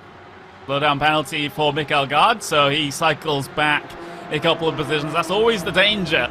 If you exploit the track limits coming through the Della Roja, it can really, really bite you like that. And looks like, once again, we've got this train for the race lead, but now it's not a 3-car breakaway. Kim Eriksson has been able to reduce this gap. Same with Moreno Sorica, your championship leader, at the very back of this train. So now it's a 5-car train instead of a 3-car train that we had early on in the race. I think that's because of the squabbles for the race lead. It certainly is, and that's what happens when you don't work together. If you're the lead pack, you want to try and keep that gap. You don't want other people getting involved in it, and you want to just keep it to as minimum cars as possible and try and keep that breakaway. But if you start squabbling over positions, you start slowing each other down. You're not taking the ideal lines through corners, and that's bringing everybody else into this battle. So we've got 2 battle packs here. We've got the top 5, and then we've got 4 behind them after that. Gibson, Mankin, Gard and Rudinger as well. Cooper Webster's dropped back a bit from that battle. He's been battling with Lorena, as there is your race lead once again, and Kim Eriksson now is having a look as well. Yeah, he is. Berryman just about able to hold on. He really clattered over the curbs there through the first chicane, and Ahola has a good run of speed coming off the corner. Oh, Webster's had an issue. Cooper Webster's had an issue at the first chicane. Oh, he's severely damaged. Yeah, that is a very poorly looking car, but there's a challenge for the race lead going on as we speak at the moment, but we'll just go for the replay instead and have a look to see what has happened to Cooper Webster. Ooh, almost a little bit of contact coming down the pit straight with one of the Apex cars there.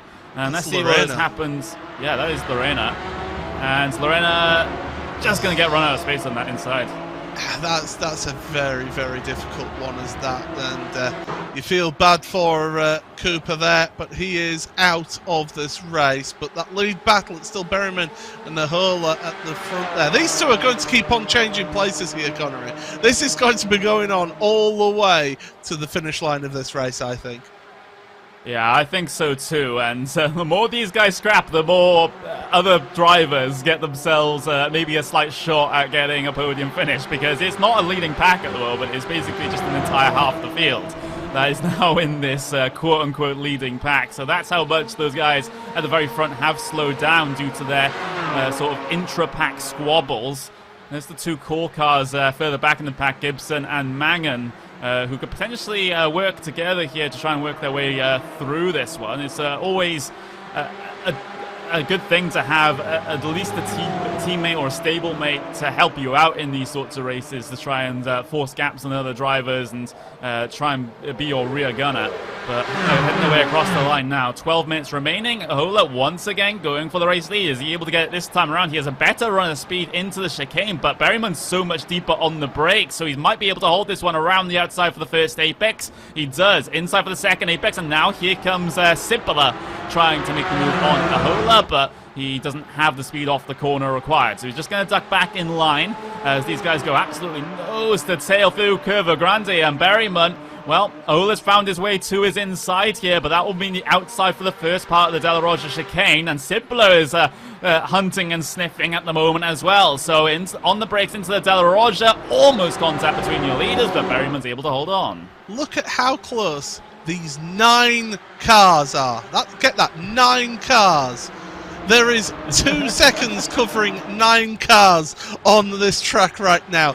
That is unbelievable. Sarika's coming under intense pressure from the core sim racing car of Thomas Gibbs, and Oscar Mangan is behind him as well. So it's sensational stuff that we're seeing here, and these drivers, if this is a run-up to what we're going to see later on, I'm definitely going to have no voice at the end of this broadcast.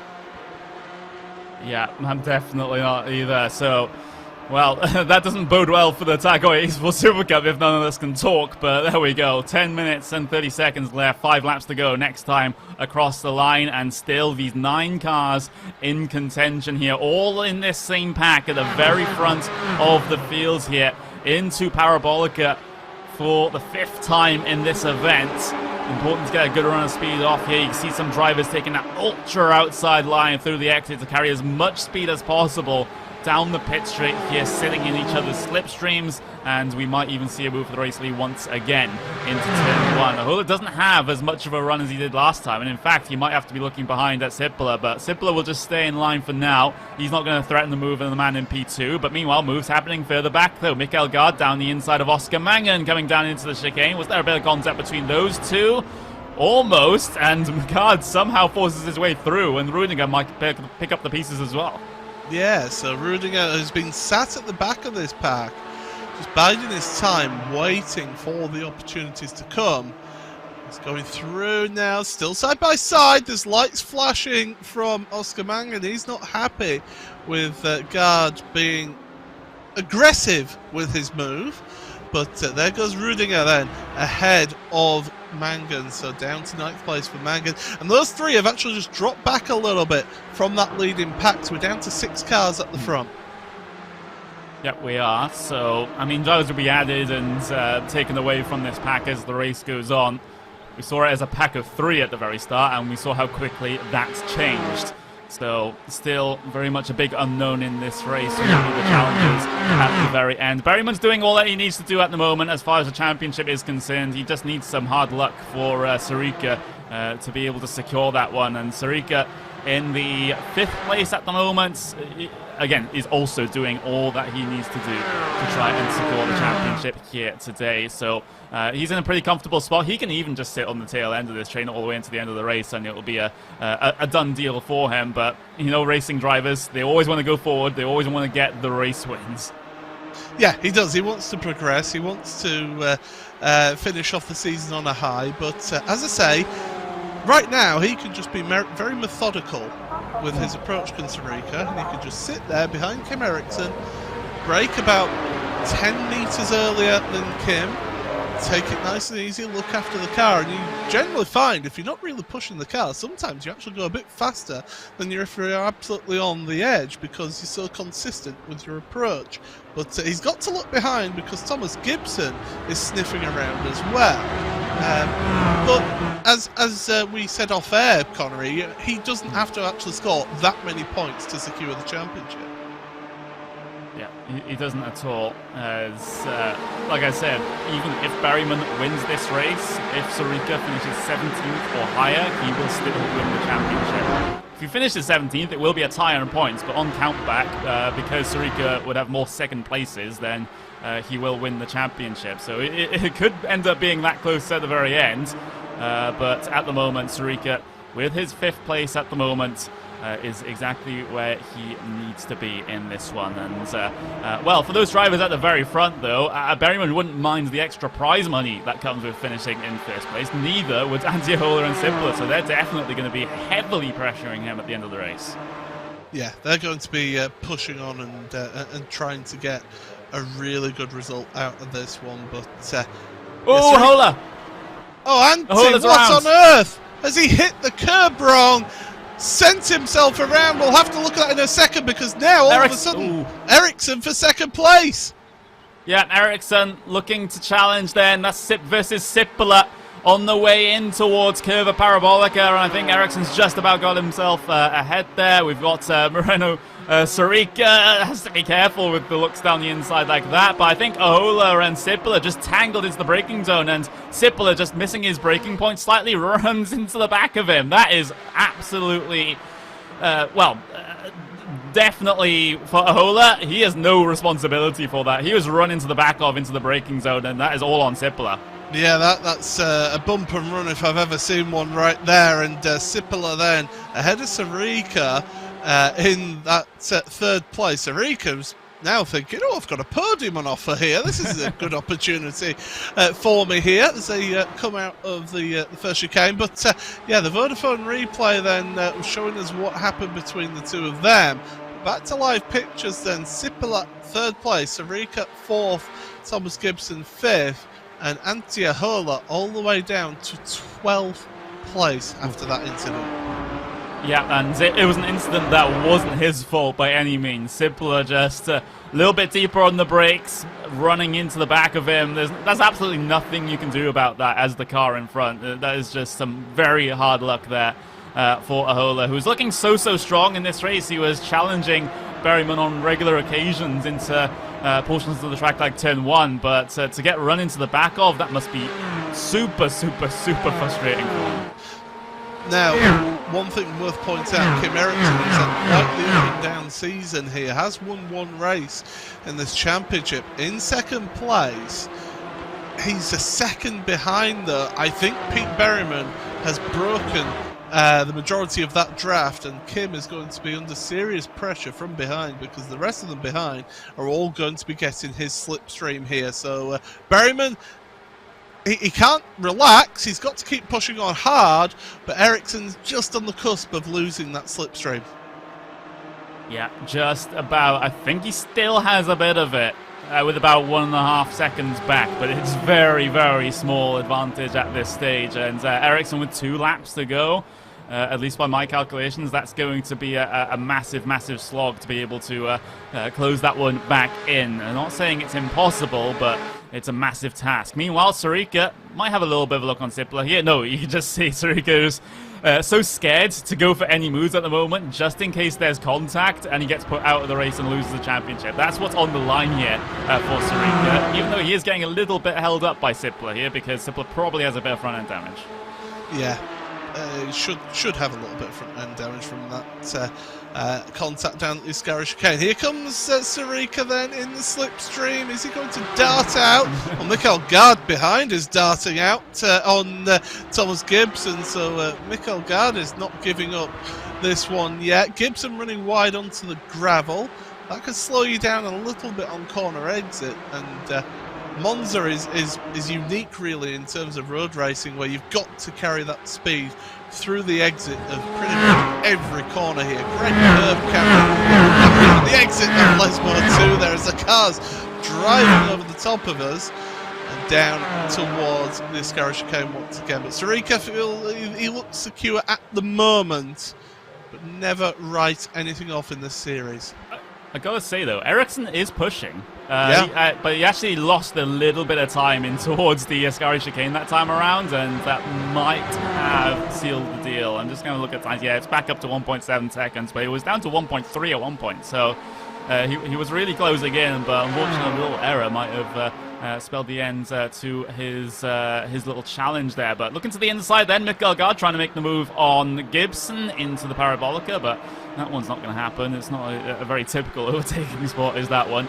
As now through the exit of the corner, across the line, and it's going to be, we will get 2 more laps here. There's plenty of time to get another lap in, so these guys will have another lap to be able to sort out their differences. Mikael Gard maybe looking for this move in towards turn number 1 again.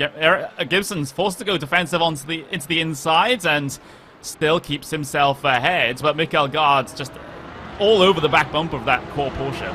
I think actually they're going to have one more lap after this one. Yeah. They definitely they were close at the line, but yeah. So these drivers now setting themselves. This is where they're going to be setting themselves up now. If they've got somebody in front that they're in the slipstream of, maybe not make the move now. Make the move on the final lap of the race, because this is one of those tracks where you don't want to be the car in front at the start of the last lap. Yeah, absolutely. Especially if in a big, massive train like this, where you know that you're at risk when it comes into the heavy braking zones. Into turn number 1 on the final lap, might see a little bit of action, and not just from one car. It's might be a couple of looks from drivers even further back in this pack to try and improve position as well. Remember, prizes are given for positions 1 through 5, cash prizes, that is, positions 1 through 5 in each race. So there's still plenty to race for here, even though the vast majority of these drivers are out of the championship. And heading their way through the Iscari chicane now for the second to last time. 50 seconds still left on the clock, so that is basically confirmed that these guys will get themselves an extra lap here. Moran Sarika close to the back of Sipler, but if history is anything to go by, then he'll just stick in line here and try and park the bus until the end. But Mikael Gard sending it down the inside at the Parabolica on Thomas Gibson. Gibson will look to try and get the cut back off the corner. 30 seconds left remaining. Coming up to the white flag now. They almost make contact. coming off the Parabolica, but it's a huge run now down in towards 10 number 1. They almost make contact again coming across the grid spots. Mikael Gard will be getting the slipstream for the cars in front by his positioning on the circuit there, but Gibson, they're almost rubbing doors coming in towards the braking zone. Gibson still has the inside here until the first turn.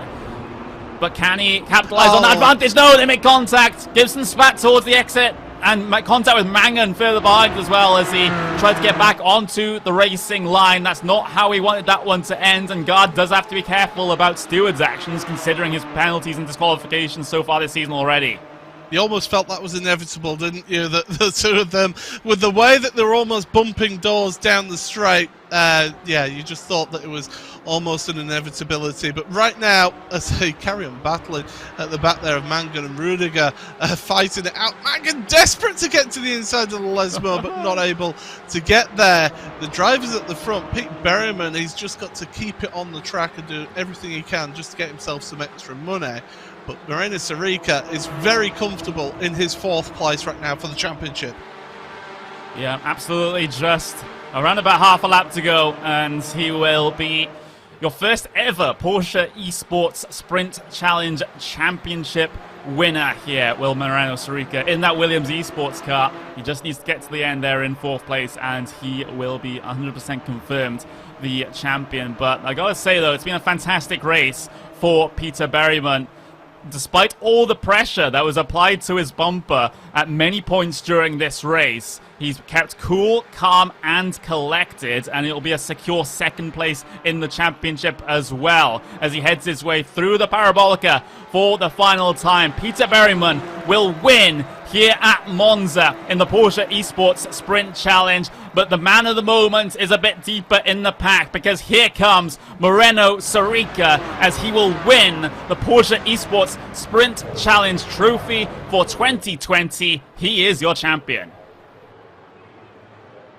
Great stuff there from Moreno, from everybody here, and I think he's the first person to actually congratulate Pete Berryman on the race win, because Pete has kept him honest pretty much through the entire season here. So it's Williams Esports driver Moreno Sorica beating out the Apex Racing Team driver of Peter Berryman, and they're both celebrated side by side. Close action further down as well in your field, and a few drivers who did have to take to the pits further down as well in that race as they all come through to finish. But well done, Pete Berryman. We can't take that away from him. That was a perfect drive from him at the front. He had to swap positions with Antti Ahola throughout the opening half of the race, but then held on to it and got that gap once the mistakes started happening further back.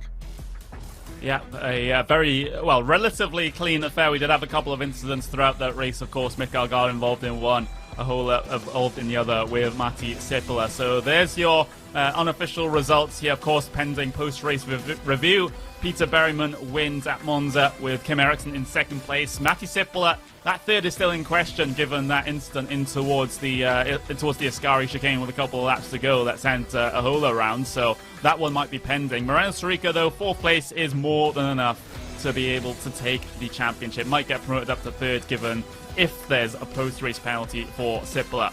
Mikael Gard, same sort of deal for him, of course, pending review, 5th place on the unofficial standings. Thomas Gibson in P6, Leon Rudiger P7, Oscar Mangan P8, Reynaldo Lorena in P9, Quentin Guinness in that 10th spot here today.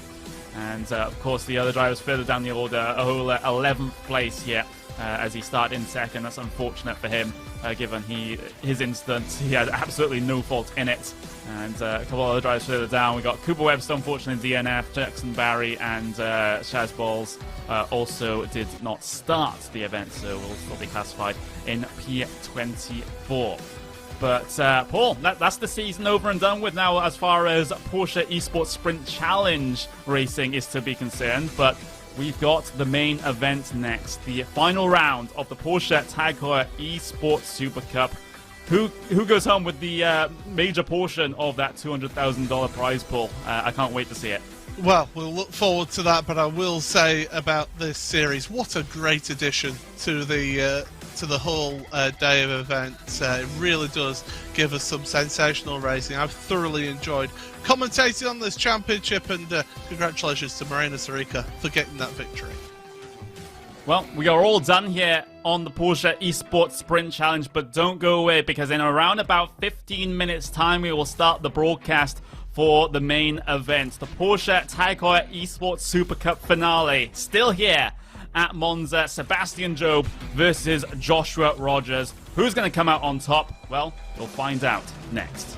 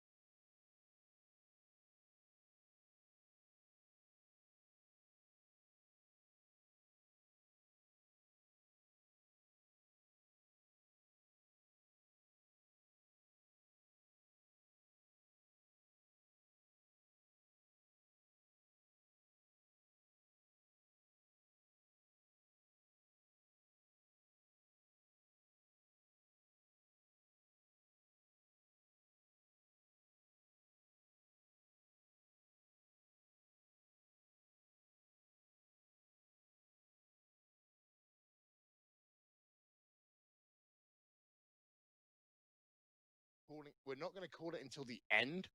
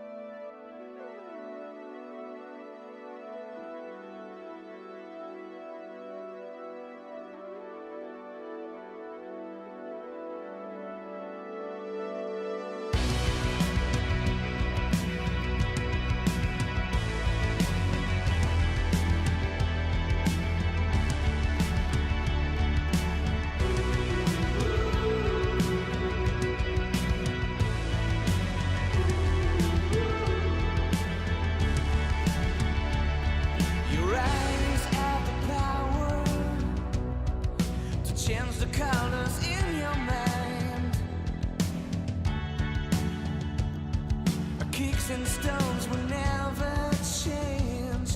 I'll be so straight and blind. The more we learn, the less we lose. We can run to the streets, defeat the enemies, or we can drown the sea with freedom voices. If that was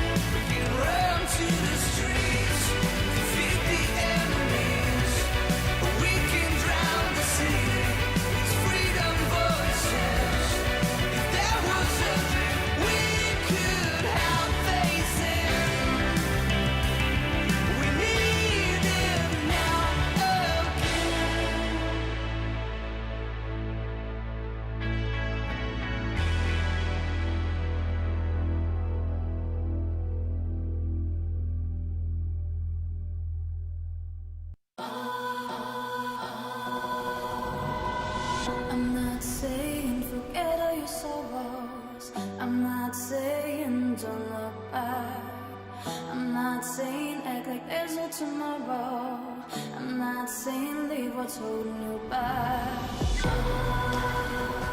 You're spinning round and round. You've lost the ground because you're stuck in the middle. Why don't you live a little?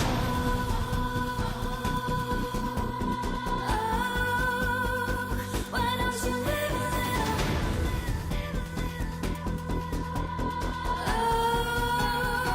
Why don't you live a little?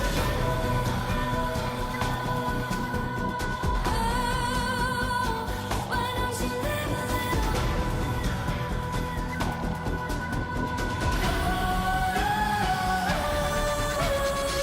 I'm not saying that life must be hollow. I'm just saying some things won't last. I'm not saying that there's no one to follow. I'm just saying there's more than just one path. You're spinning round and round, and you've lost the ground because you're stuck in the middle. Why don't you live a little?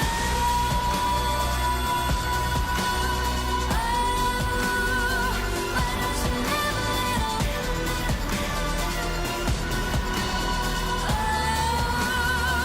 Why don't you live a little?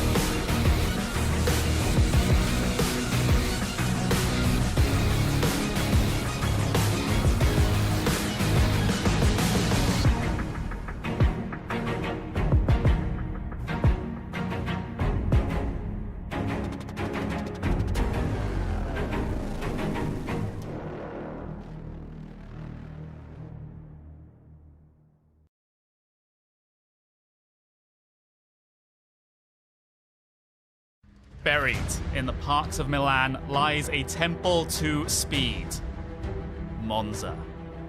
Here, one mistake can put you in the wall, a second can put you out of the race. And for two drivers, their chance at history lies here at the start-finish line. For Sebastian Job, the game plan is simple. Make no mistakes, and the title is his. For Josh Rogers, the window is small, but it is not shut. With Lady Luck on his side, he can spoil the party. 10 rounds of racing comes down to this. Who takes home the championship and the $50,000 to go with it? In this cathedral, when the clock strikes 0, one name will stand alone. This is racing for immortality. This is esports personified. This is the Porsche Tag Heuer Esports Supercup.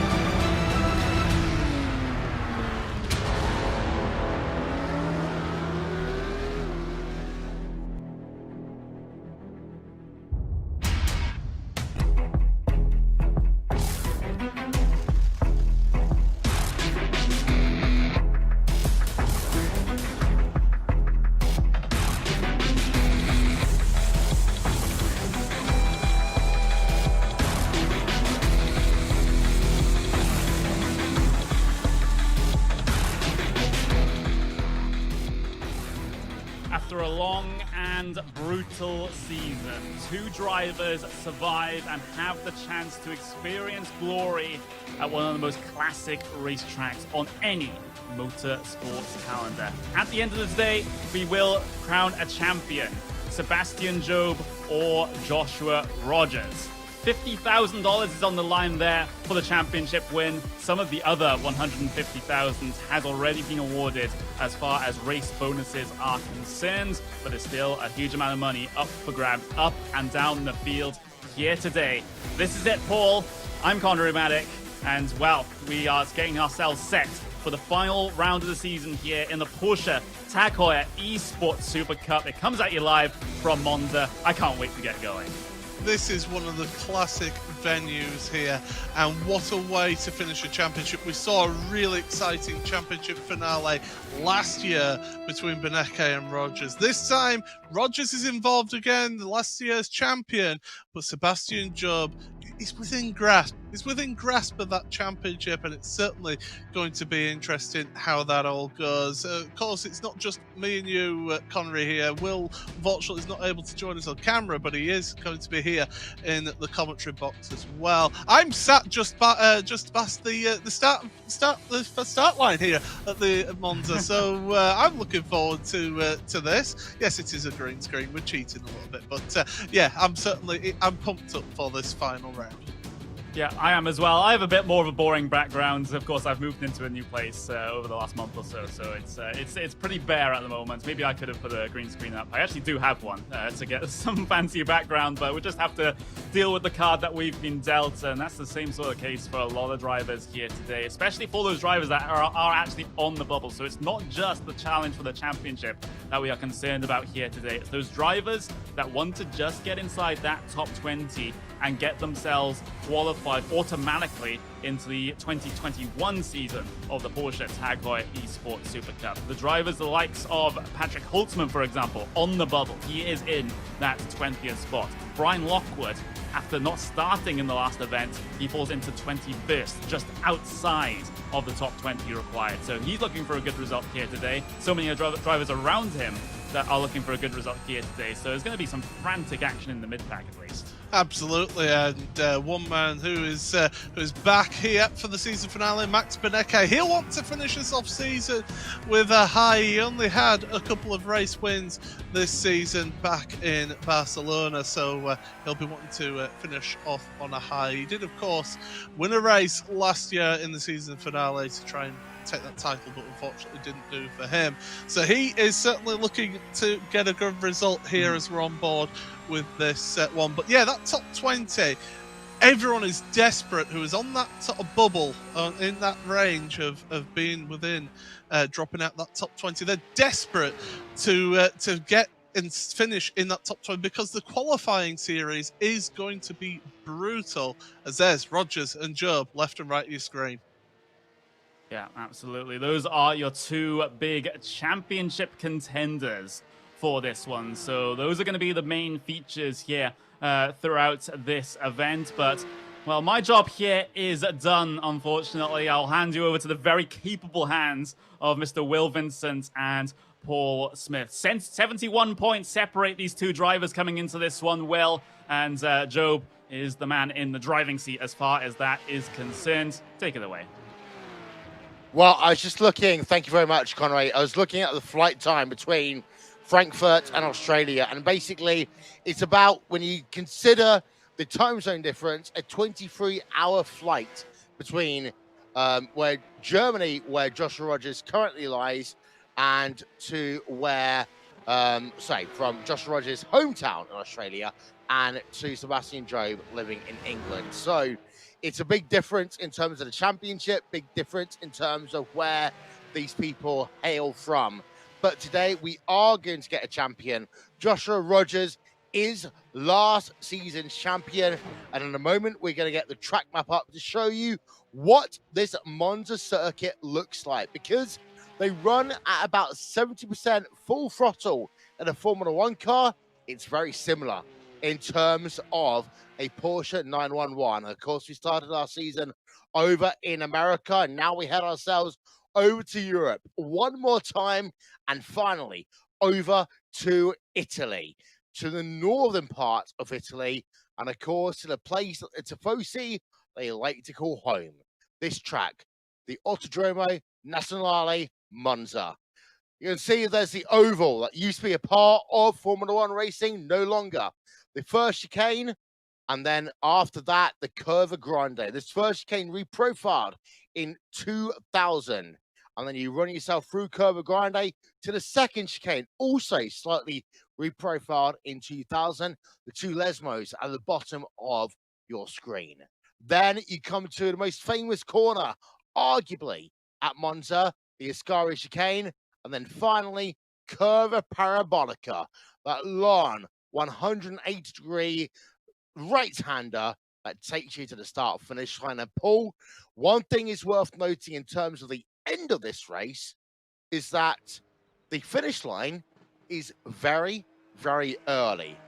And what we saw in the preceding races to this event is that you can go on the outside of the Parabolica and make it work towards the start-finish line. Absolutely, and somebody will be wanting to get a good finish as this man on screen right here, Alejandro Sanchez in the 47, the MSI Esports driver from Spain. He has had a really, really good season, fell off in a couple of the rounds of the championship, really didn't have a good last couple of rounds of the series, and he'll be wanting to just finish off on a high. He's in third place. He can't be caught here. And Connery, Alejandro, we've seen how he really has come alive this year. Indeed so. And Alejandro Sanchez is arguably the biggest standout performance of the year. 432 points heading into this race. And even though he may not be able to challenge for championship victory, of course, he is determined to make sure he will be in next season's championship, but also he's looking for the prize money that will come from finishing in third place in the championship as well. We've got to also mention, between Sebastian Job and Joshua Rogers, Paul, at the end of this race, we'll have one driver who not only wins $50,000, but also one driver who gets the honor of going to Porsche's end-of-year celebrations to be recognized alongside all of every other Porsche's championships around the world. Yeah, it's a huge honor, and it shows these drivers they get that opportunity to represent the sim racing competition and really get to do that. So it's a great honour for them. By the way, the graphics on the left-hand side, you see the two cars at the top of your standings in green. They're highlighted there, your two championship contenders, Josh Rogers and Sebastian Job, up there. And conveniently for us, they're first and second at the moment in qualifying, so they really are pushing on. Brian Lockwood, this is a man with a lot of pressure on his shoulders because he's currently outside that top 20. He was one of your rookies into the championship this season. We heard how many hours he put into practice for the opening round at Zandvoort, Will, and Brian, he unfortunately, things haven't always gone his way, especially last week, having issues. A couple of weeks ago, should I say, having issues, but he's back here and he's ready to go. He is currently 3 points behind the drop zone. He's on 146 points. And then Patrick Holtzman in 20th place is on 149 points. So basically, if Lockwood beats Holtzman in both the races here today, that will give him the qualifying opportunity. He doesn't need to qualify for the next season. He'll be locked in. And there is a look at the series standings heading into this race. So two drivers looking for the championship, but we need to focus around P17 down to about P number 25, because you've got yourself Chrissy Danbeat, Jeremy Bootsloop, David Williams, Patrick Holtzman, and then behind that, you got yourself Brian Lockwood, Josh Anderson, Alexander Phoebe, Josh Anderson, Thomas Tatala, and Alexi Usilakula. And they are all drivers here, Paul, who are going to be racing their living daylights off here today, because there's a new qualifying procedure for next year. Not 10 races, 5 races. So the intensity really does amplify. We saw how intense the qualification process was for this season, and that was over 10 rounds. This 5-round qualification process for the new season is really going to ramp up the pressure. Dane Warren, great to see him up in second place, by the way, in the qualifying standings at the moment. But we're having a look at Josh Anderson, another one of those drivers who is outside the bubble at the moment. And he's another one who was a rookie at the start of this season. The Australian, he's done it tough this year, I think, and he's given it a good effort, and he's still within a shout. He's really got the chance of getting that. Really got a good chance of pushing to try and get into that top 20 here as he comes across the line. So Josh Anderson up to 17th in qualifying, but Dane Warren splitting Rogers and Job in qualifying. That's in some ways going to help Sebastian Job, because the cleaner side of the racetrack, of course, is where you are in the odd numbered rows. But Dane Warren, a fantastic opportunity there for him, of course, recently joining the purple and orange gang. 148.652 by him. Rogers leads away in terms of qualifying. Again, for Job, he doesn't mind that he's in third place right now, because of the fact that he doesn't basically need to gain positions. He just needs to make sure that he maintains his position. And I think back to one of my idols as a motor racing fan, Dario Franchitti, and he was great at doing this. Scott Dixon does exactly the same thing. You don't race for the win, you race for the championship, as Job goes back up to P2. Yeah, that's it. Look at the gap between them, by the way, 4 thousandths of a second between them. So this is going to be a really, really exciting finale. And this is just for qualifying for the heat race. We've got a feature race after this one as well. Thibaut Casabon, he has not had the best of runs here. By the way, 26 cars that have put qualifying times in, 8.5 tenths covering those 26 cars. That shows how tightly contested this championship is. And these drivers certainly have really put on a good display here. Casabon across the line, he was 24th, and he is going to stay there. 4 drivers are within a tenth of a second. Sebastian Job in second place, Dane Warren in third place, Matt Backham in fourth, all within a tenth of a second of Joshua Rogers. That shows how tight the margins here at Monza. But the thing is, Paul, qualifying is one thing.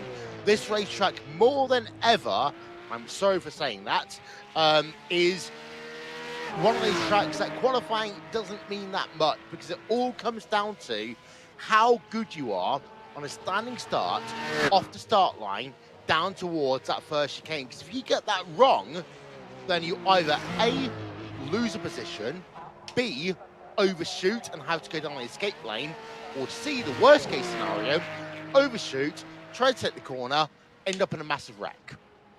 Yeah, it's all down into the first chicane and the second chicane, and you know, on the lap number 1, those are the really intense points of the track. This is where those drivers will see how they fare. Of course, cold tyres and brakes heading into that chicanes is really tricky, as we've seen earlier today with the Influencers race as well. But these drivers have spent a bit more time in these cars this year. Yeah, indeed so. So thank you also to the influencers that took part in that race earlier on here today. Also, thank you to those that has been part of the Porsche Esports Sprint Challenge. But here's your grid for the Porsche Tag Heuer Esports Supercup. Of course, the top 8 positions are inverted as ever. So that grid is coming up on your screen as we speak right now. Jamie Fluke will be in pole position. Alejandro Sanchez in second place. Graham Carroll third. Tommy Erskine fourth. Matt Back in fifth. Dane Warren in sixth. Sebastian Job in seventh. And Josh Rogers running out your top 8. Then Jeff Gassi, ninth place. Ricardo Castellado in 10th. Mitchell de Jong and Jerry Bootley on row number 6. Row 7, Max Benecke and David Williams. Patrick Holtzman, Ryan Lockwood in row number 8. Jared Vilsell, Martin Kroenke in row number 9. Row 10, Alexei Usiakula and Josh Anderson. Rest of those results coming up on your screen right about now. Paul, it all really does come down to turn 1. Certainly does. And a big pack heading down there. Anything could happen here. And, well, Jamie Fluke on pole position after the inversion of the top 8. The Apex Racing Team driver from Northern Ireland, he'll be wanting to finish off on a high. He really will. But it's going to be tricky with Alejandro Sanchez involved in there and Graham Carroll as well. So it's not just at the front 2 that we're going to be looking at. It's also going to be also those championship contenders and those relegation spots as well. Well, we're about to see some craziness here at Monza. We don't know what's coming up next, so let's listen to the first couple of moments as the green flag comes out here at Monza.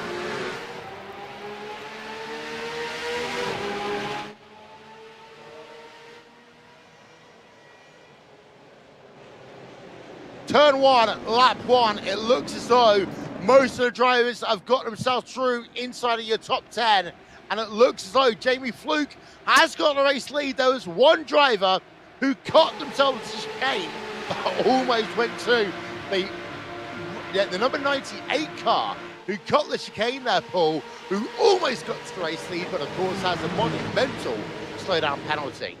That's Kevin Ellis Jr. He's fighting it out for 4th place in the championship with Max Benecke and Dave Warren. So he's wanting to try and secure himself that 4th place here in the season. And he had a mother of moments there into the Rettifilia for the first time. Job ahead of Rogers right now as they're going through the Lesmos. There's Jeff Giassi as well, putting the pressure on them behind. So the Brazilian keeping them all focused in front of them. But Job, a little bit of a gap between him and Dane Warren in front. Yeah, indeed. So in terms of your championship positions, Sebastian Job is ahead of Josh Rogers right now, but that's not really the big storyline we want to focus on. We want to focus on who is on their way out of the championship and who is on their way in. Well, we're going to get a replay in a moment. Here we are, the Vodafone replay.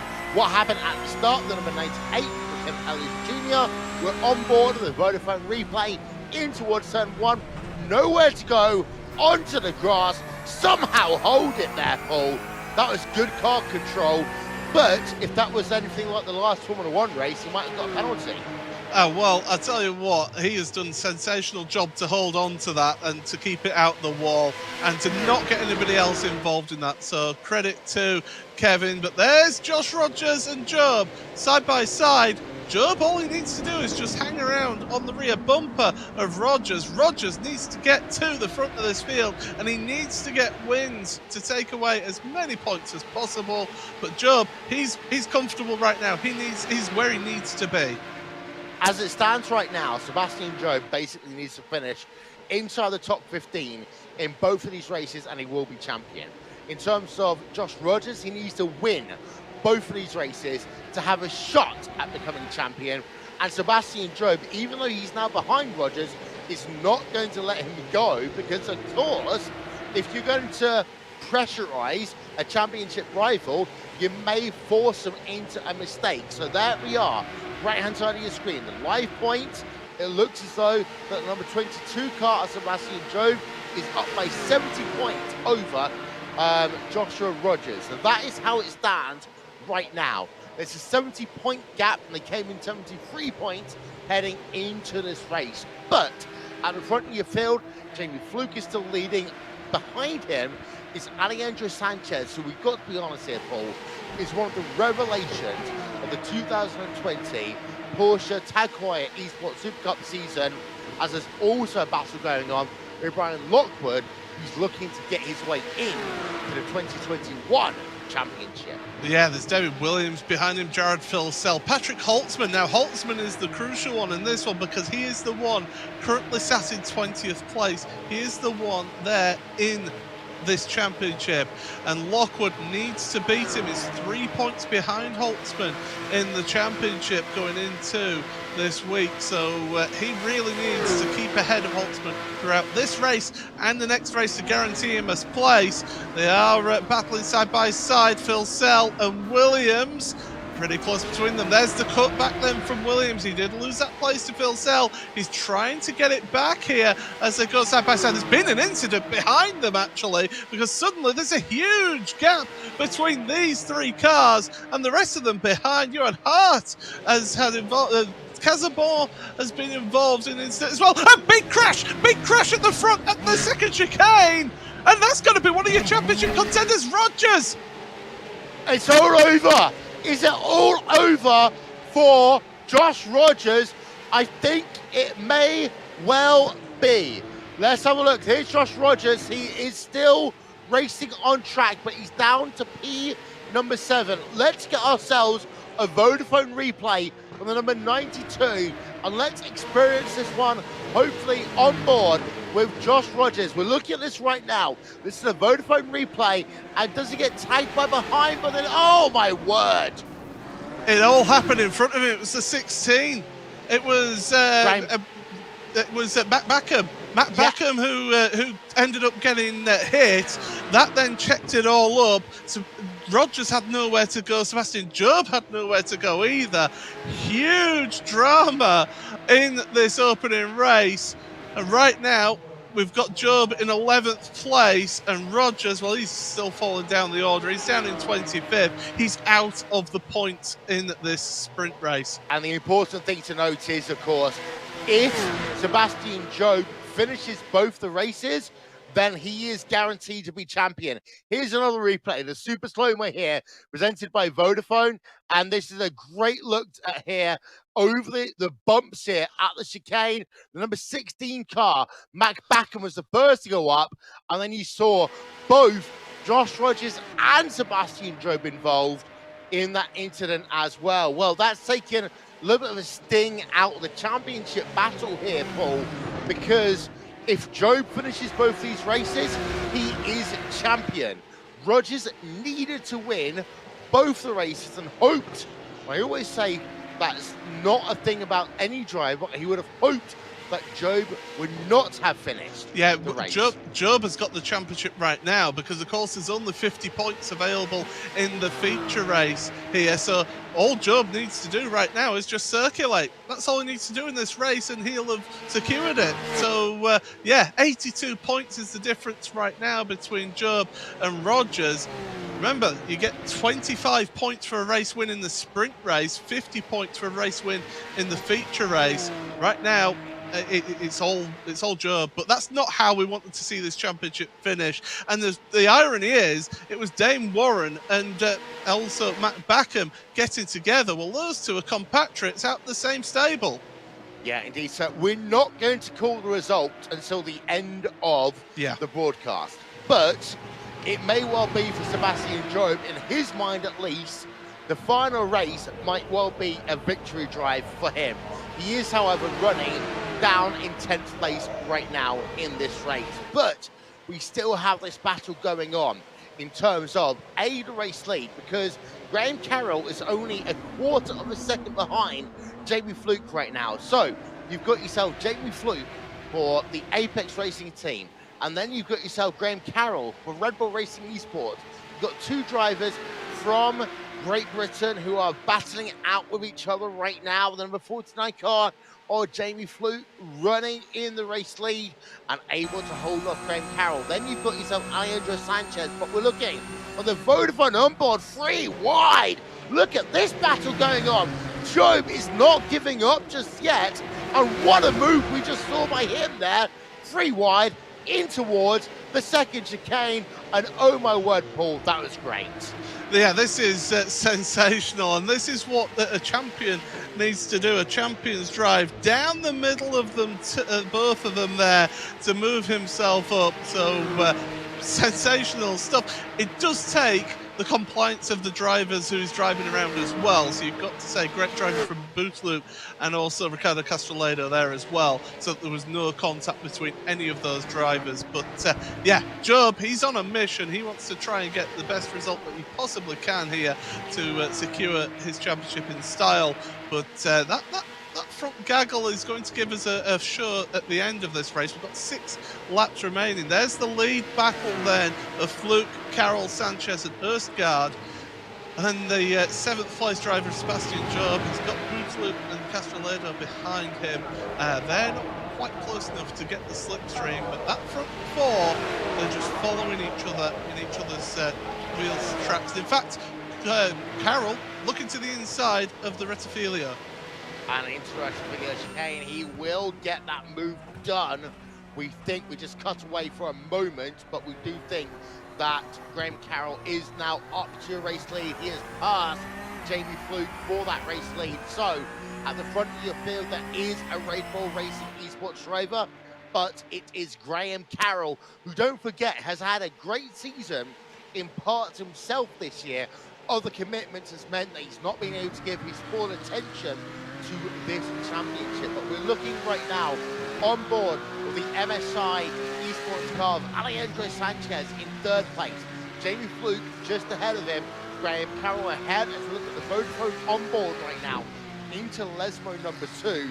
And at some point, Paul, I am going to start waxing lyrical about Sebastian Job and the journey that he's made over the last 5-6 years that I've commentated for him in iRacing. Because 4 or 5 years ago, we were commentating on Sebastian Job making those little errors that cost him big opportunities. But that move you just saw by him into the Della Roggia on a 3-wide situation, that's the move of a champion. Period. To be honest, I mean, I used to race against him back in 2015 in the touring car series, and that move reminded me of some of the moves he used to pull off in that series. He's got experience of pack racing here on road courses from various other series as well. But in the World Championships, you're right, he was making, years ago, he was making those little errors, but he's worked on those things as he's gone through the years, and he's really matured as a really top-line driver. But look at this, Sanchez looking to Jamie Fluke's inside, not quite making any moves at the moment. It's a Celtic 1-2 at the moment because it's Scotland's Graham Carroll and Northern Ireland's Jamie Fluke, 1st and 2nd place. but then it's Spain's Alejandro Sanchez and Norway's Tommy Østgaard in 4th place. There's the relegation standings as they are at the moment, and still Patrick Holtzman is in, but only just by 1 point ahead of Brian Lockwood, who's in 11th. Holtzman is in 13th in this race.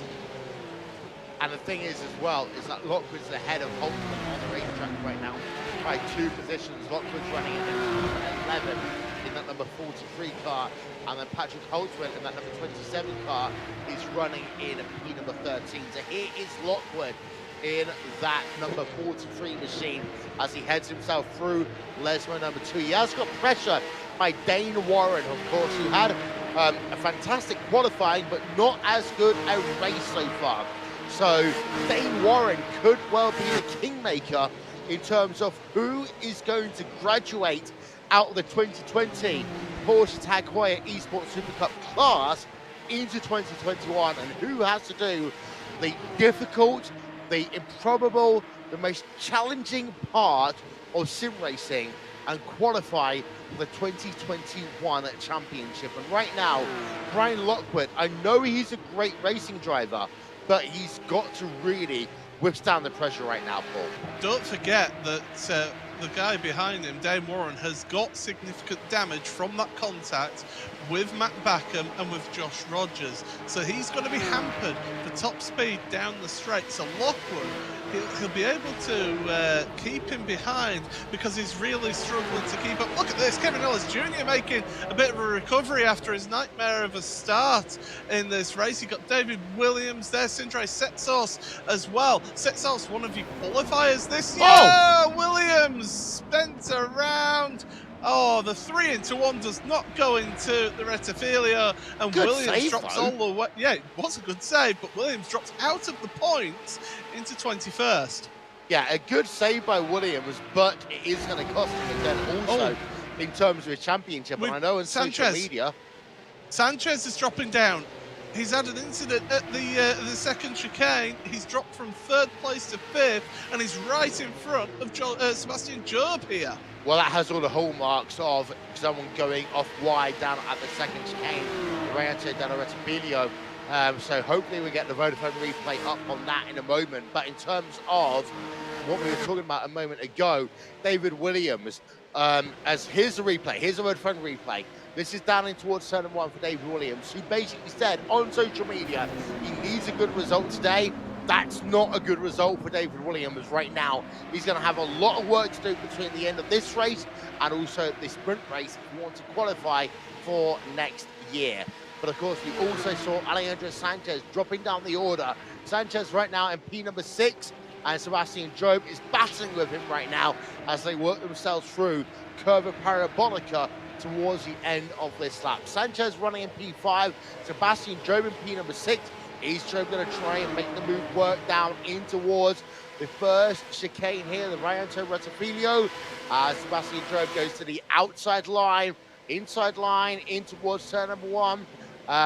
This is Graham Carroll, actually, we just turned ourselves over to. Yeah. Graham Carroll has that race lead.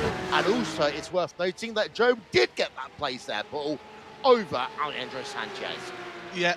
This is the last lap, by the way, so we're going to get another Vodafone replay of what happened to Sanchez then. This is the battle between him and Tommy Østgaard into the Della Roja. Østgaard got up onto the curb.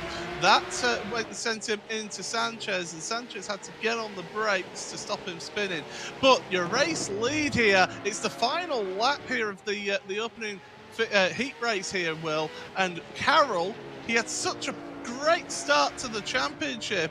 Of course, he took the race win in the heat race of the opening round at Zandvoort. He's desperate to finish off with a race win here at Monza. Well, Jamie Fluke has 2 more opportunities. Number 1, down into the Ascari chicane, and number 2, down into Curva Parabolica. We've seen already the outside line can work into Curva Parabolica, and therefore Fluke needs to stay as close as he possibly can, but Fluke's already there. We see the dancing, the moving, the maneuvering around the racetrack. We go on the Vodafone on board with Jamie Fluke in towards Curva Parabolica. He's not going to be close enough here. Graham Carroll will win the heat race here today in the final weekend edition of the Porsche Tag Heuer Esports Supercup. From Monza, it's going to be Carroll from Fluke. Then I thought Phil Sell was in there, but no. Tommy Erskard, then Mitchell de Jong, and then Sebastian Job. They are your top 5 as they come past the start-finish line. Confirmation: Graham Carroll, Jamie Fluke, Tommy Erskard, Mitchell de Jong, Sebastian Job, then Alejandro Sanchez, Jeff Diassi, Jeremy Bootsloop, Jared Filsell, and Ricardo Castrolado. And of course, we have, as the results come up, to remember here, Paul, that all of these results will be reviewed after the race. So even though at this stage we can say with a degree of certainty that Sebastian Job has the most points in terms of the championship, we are not going to call him the champion just yet.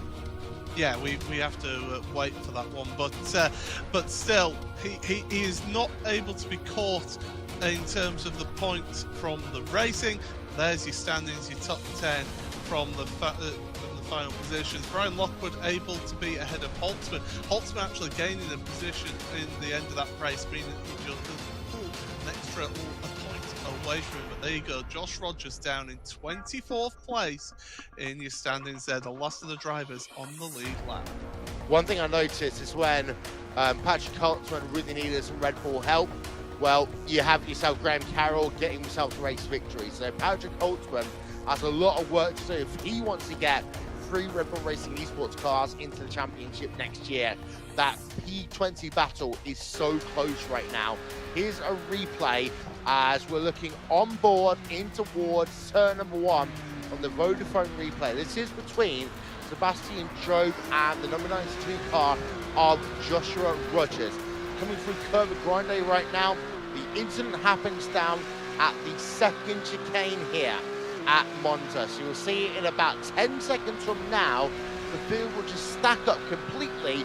This is on board of Sebastian Job as everything starts going wrong. And boom, confetti there, Paul. It goes to show just how tight this field is as well, and it just goes to show how little the margin is out there. There's the points as they stand right now heading in to the feature race. 87 points is the gap between the front two. Patrick Holtzman in that 20th place, 2 points clear of Brian Lockwood heading into the final round of the championship. Well, with that, let's hand it back to our studio host, Connery Maddock. Connery, your thoughts of this race and, of course, preparation for the last event of the championship. Well, thank you very much, Will. Fantastic job on the commentary for this one. We've got one more race to go, of course, the main race coming up in just a couple of moments' time. But Sebastian Job, well, it wasn't the way we wanted the championship to be decided, of course, but heading into the next event, like Will said during the broadcast, it's basically a victory drive for him at this point after what has been a pretty stellar season for him. That last race notwithstanding, considering the incident, but again, fantastic stuff from Seb. Basically, he's the pressure's off now. He can just do whatever he wants within reason. He's got to be careful of the stewards. He's got to be careful still because he could potentially end up getting involved in an incident and lose points. So you never write it off yet. But yeah, he's got one hand on that trophy now, and he just needs to finish the race here, but he'll want to do a hard charging race win effort here in this one. I will say from the results of that opening race as well, Graham Carroll bookending the championship, a heat race win, at Zandvoort, now a heat race win here in the final round at Monza, and Jamie Fluke, first podium of the year for the Northern Irishman, so really good result for him in that first race. Yeah, absolutely, and well, he looks to finish off the season quite well here in the final round at Monza. But before we get to that main race, we'll just have a very short commercial break. We'll see you in a couple of minutes.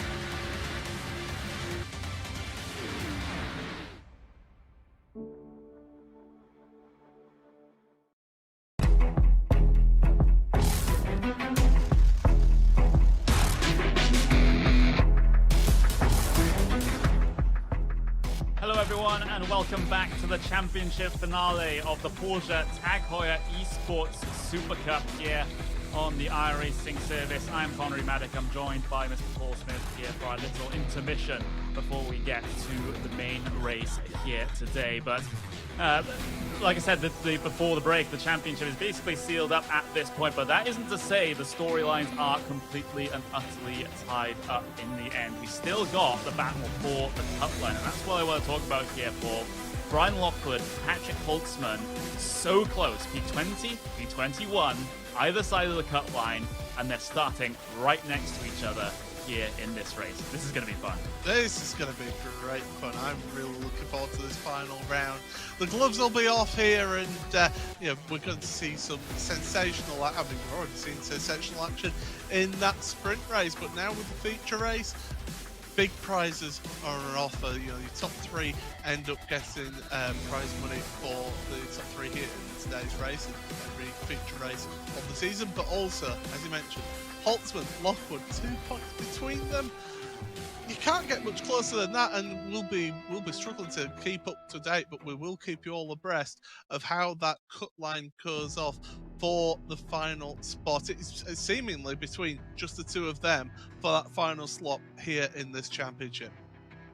Yeah, absolutely. And I have something that I kind of researched before this race. At the end of this event here right now, we will go over $1 million awarded for every single competition that has ever happened on the iRacing service. So that would be an fantastic landmark. And I don't think the iRacing guys are even well aware of that. I just looked it up right now on online, and yeah, we will be going over $1 million. But looks like we've got points up on screen for you now. Of course, Joshua Rogers needed to be below 50 points heading into this main race to have a chance to take the championship at the end of things. But Job has enough of a gap to make sure that that does not happen. But of course, this is all pending any final review here. It can still very much all change. But look at that relegation order then. David Williams, just a handful of points ahead of Patrick Holtzman, who's a handful of points ahead of Brian Lockwood. That is going to be one of the big storylines coming into this race, Paul, because none of those drivers want to qualify again. Well, how crucial is it that David Williams fell out of the points in that first race? Because you only get points in the sprint race down to 20th. He finished down there in 21st place with that incident in the first chicane. And speaking of that first chicane, we'll get to have a look at the track once again. So we head on over the Atlantic from the States, over Europe there, and then we're going to head to northern Italy, the outskirts of Milan, the Royal Park, and we'll get to see this historic venue here at the Autodromo Nazionale Monza. Yeah, absolutely. Into northern Italy, of course, the very much the home of the Tifosi, who grace the track almost every single year.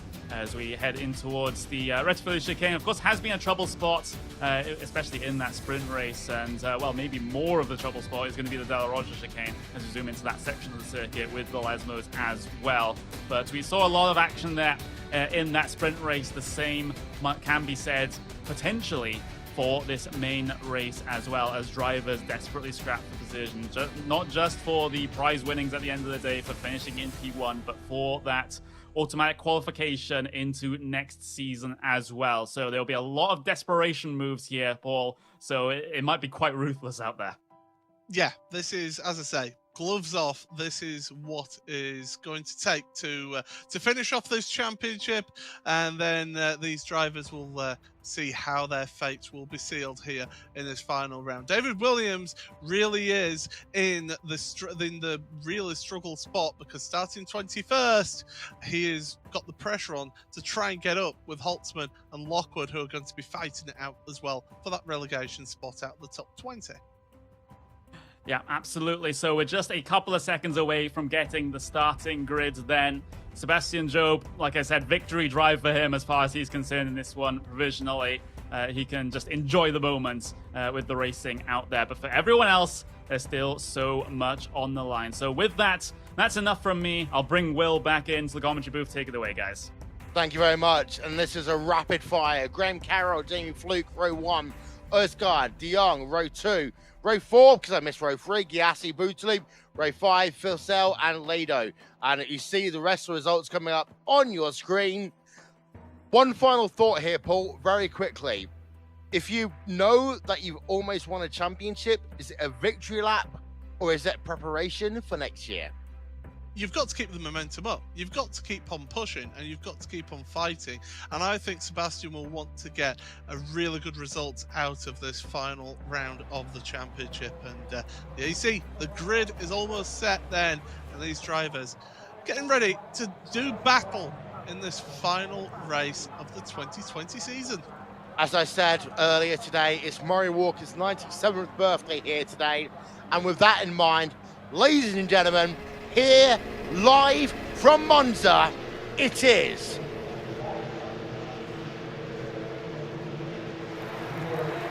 Go, go, go from Monza. And it's Graham Carroll who gets himself, of course, off the line first. Jamie Fluke alongside him as they come down in towards turn number 1. Where are the championship rivals? Well, Sebastian Job is in P number 5. Does he survive that first corner? Is he going to make sure he gets himself that good run on what may well be a victory parade lap? Martin Kroenke's had issues early on in this race, and Josh Rogers is all the way down in P number 22. But Graham Carroll leads away here today. Jamie Fluke in second, Tommy Erskard third, Mitchell de Jong in fourth, Sebastian Job in fifth on an incident there, Paul. Yeah, Fluke cut the chicane, he missed his braking. There's more than him that has had issues at the chicane. Rogers had an as well. issue. Rogers, yes. So it's all gone wrong in this final round. Jamie Fluke has got a slow down penalty. I think he's served it now, but he's come out, dropped from second down to sixth. And to quote a random band from America, so long and good night for Josh Rogers' World Championship chances for 2020, because he's now down in P number 24, and already he is about 25 seconds behind your race leader, if not a little bit more. So for Graham Carroll, he's leading the way. He's got Tommy Erskard in second place, Sebastian Job up into third place. And again, Murray Walker, 97 years old here today, Paul. One of the greatest announcers of all time. What are you talking about? Well, I'm talking about Patrick Holtzman, because he is in that battle with both Brian Lockwood and David Williams for the final spot in the top 20 of the championship. Lockwood in 11, Holtzman has been battling down with Warren and Hart. So Johan Hart, Darren Warren have been scrapping away with Patrick Holtzman. David Williams has moved up only one spot to 20th. So it's all going wrong. Look at to the inside, Sebastian Job. He's trying to get the move done on Tommy Erskard, and he could get the bed onto the power earlier on the exit of the chicane. He's been squeezed. Oh, there's a car off across the That's a Coanda car. That might be Brian Lockwood. Brian Lockwood has spun and he's going nowhere right now. The number 43 car is going absolutely nowhere at the point I was looking at that. So he's had an issue. Other drivers, I think Martin Kroenke had an issue as well. Here's a replay. The number 92 car, that is not Sebastian Job, sorry, Josh Rogers, that we saw there on the right-hand side of your screen. But Ryan Lockwood right now has basically gone down to the last 29. place on the racetrack, and his chances of getting back into the World Championship next year are now hanging on a thread. Absolutely, as Josh Anderson and Jack Sedgwick now are dropping down my timing screen as well, so they're having issues. So everything's on the line here in your relegation spots as well, and these drivers, I said it was going to be gloves off, bare knuckle fight, and that's exactly what we seem to be getting here. Chaos breeds chaos is the one thing I love to say about motor racing. And when you have a situation when people are battling for a point and battling for a position in terms of a championship, things go a little bit awry. Look at that! Oh, how close. My word! That was Damon Warren, and how close did he get to the front of that other Coanda car that he chopped across at that I'd chicane? love to get That's another replay incredible. of that. That's one of the craziest incidents I think we've seen all season. Well, it's up there, that's for sure. I think we're going to have to get a a highlights Dear package. Vodafone, give at us the a end. replay. Yeah, we're going to have to get a highlights package at the end of the season after it's all died down. And here we go. Then watch this replay, then the Vodafone replay, because this is on board then with Castrolado. He's just minding his own business here. Onto the brakes, and then look from the right-hand side of your screen. Whoa! Oh. There he goes. That is how close Dame Warren got to wiping out the Portuguese driver of Castrolado. In any form of motorsport, that would be a heart-stopping moment. And we've had it here in the final round of the Porsche Heuer Esports Supercup. That was absolutely crazy. And the fact that Ricardo Castrolado still runs in 10th place, well, you know what? He can count his lucky stars right now, because the number 33 car is running in 10th place, and he's got Jamie Bootsloop ahead of him and Johan Half just behind. We will get you updated points on what is happening in terms of the relegation battle. Remember, next year, these drivers will only have 5 races to qualify the 2021 Porsche Heuer Esports Supercup. Not 10 races, but 5 races. And that pool is going to make an immense difference in terms of the intensity on how these drivers will qualify. Yeah, if you get one mistake in the whole of that championship, then you are out of it. We're having a look then at Jack Cedric's point of view, and it's Josh Anderson that's involved in this one as well. Into the Lesmo, and well, happening in that one. Cedric is going to look to the inside of Lesmo too here, and then bang, straight into the back of Anderson, and Cedric goes off with him in sympathy. So that is what happened there between Cedric and Joshua Anderson, and Anderson really, he's run out of a chance of getting qualifying, and that means he's got to qualify again, of course, pending any final results. But up at the front, Carroll, Job, Erstgaard, there's De Jong is involved in there as well. Mitchell De Jong to the inside. Job runs wide, and that has dropped him down the order. And De Jong now up into third.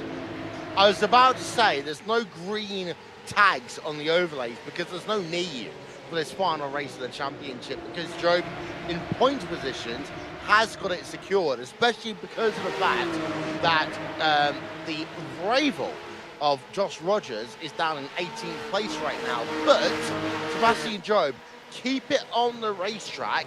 Make sure you can do everything you can do to just get the points, just in case something goes against you in terms of penalties.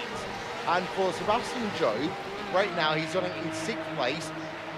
And if you're Sebastian right now, maybe you just give a little bit more room. But it's me here, Paul. I would just give a little bit more room. Here's a replay coming up in towards the second chicane. Yeah, well, no, the thing is, that hasn't won him the championship. He's just forced a little bit wide, makes contact, it backs him up, and then other drivers pounce. That shows how quickly things can change here in this championship. But that's not how he's won his championship. He's won his championship by being at the front and pushing on, and that's what he needs to do throughout the whole championship. So even though he's got he's got one hand on the trophy, he still needs to push on. By the way, Patrick Holtzman, there's your live points on the right-hand side of your screen. Patrick Holtzman now 4 points clear of Brian Lockwood, but things could still happen towards the end of this race because Holtzman is in 20th, Lockwood 23rd, and Jared Filsell has had an issue, and Lockwood there, you see on screen, he's battling away with Martin Kroenke. So basically the battle for who's in and who's out is between the drivers of the number 27 car, Patrick Holtzman, and the number 43 car. And right now, it looks like Brian Lockwood has a lot of work to do in the remaining 21.5 minutes in this race. We're looking at Brian Lockwood right now, and he's currently sat in 22nd place. Now, Martin Kroenke, Valentin Alanda, they're two very hard drivers to get past, let's be honest here, Paul. And it's going to be really hard for Brian Lockwood to get past both of them. Yeah, it's a tough task to get past those two. Martin Kroenke, he's a multiple world champion, so he's not an easy driver to get by. But look at Patrick Holtzman, then we're on board with here as the German goes through the Scarrow chicane, heading down the back straight. Thibaut Casabon in front of him, Kevin Ellis Jr. in front of them, with Josh Rogers in 16th. So Patrick Holtzman right now, he's doing enough to keep himself in the championship, and in fact it's now 5 points the difference as the live points update. Indeed, 5 points, but it does mean that Brian Lockwood needs to either have A, drivers ahead of him getting into issues, or B, Patrick Holtzman himself having an issue. Here is number 21 car going side by side with number 58 as they come through the first chicane. That is the number 21 car of Graham Carroll and Tommy Erskine battling for the race lead.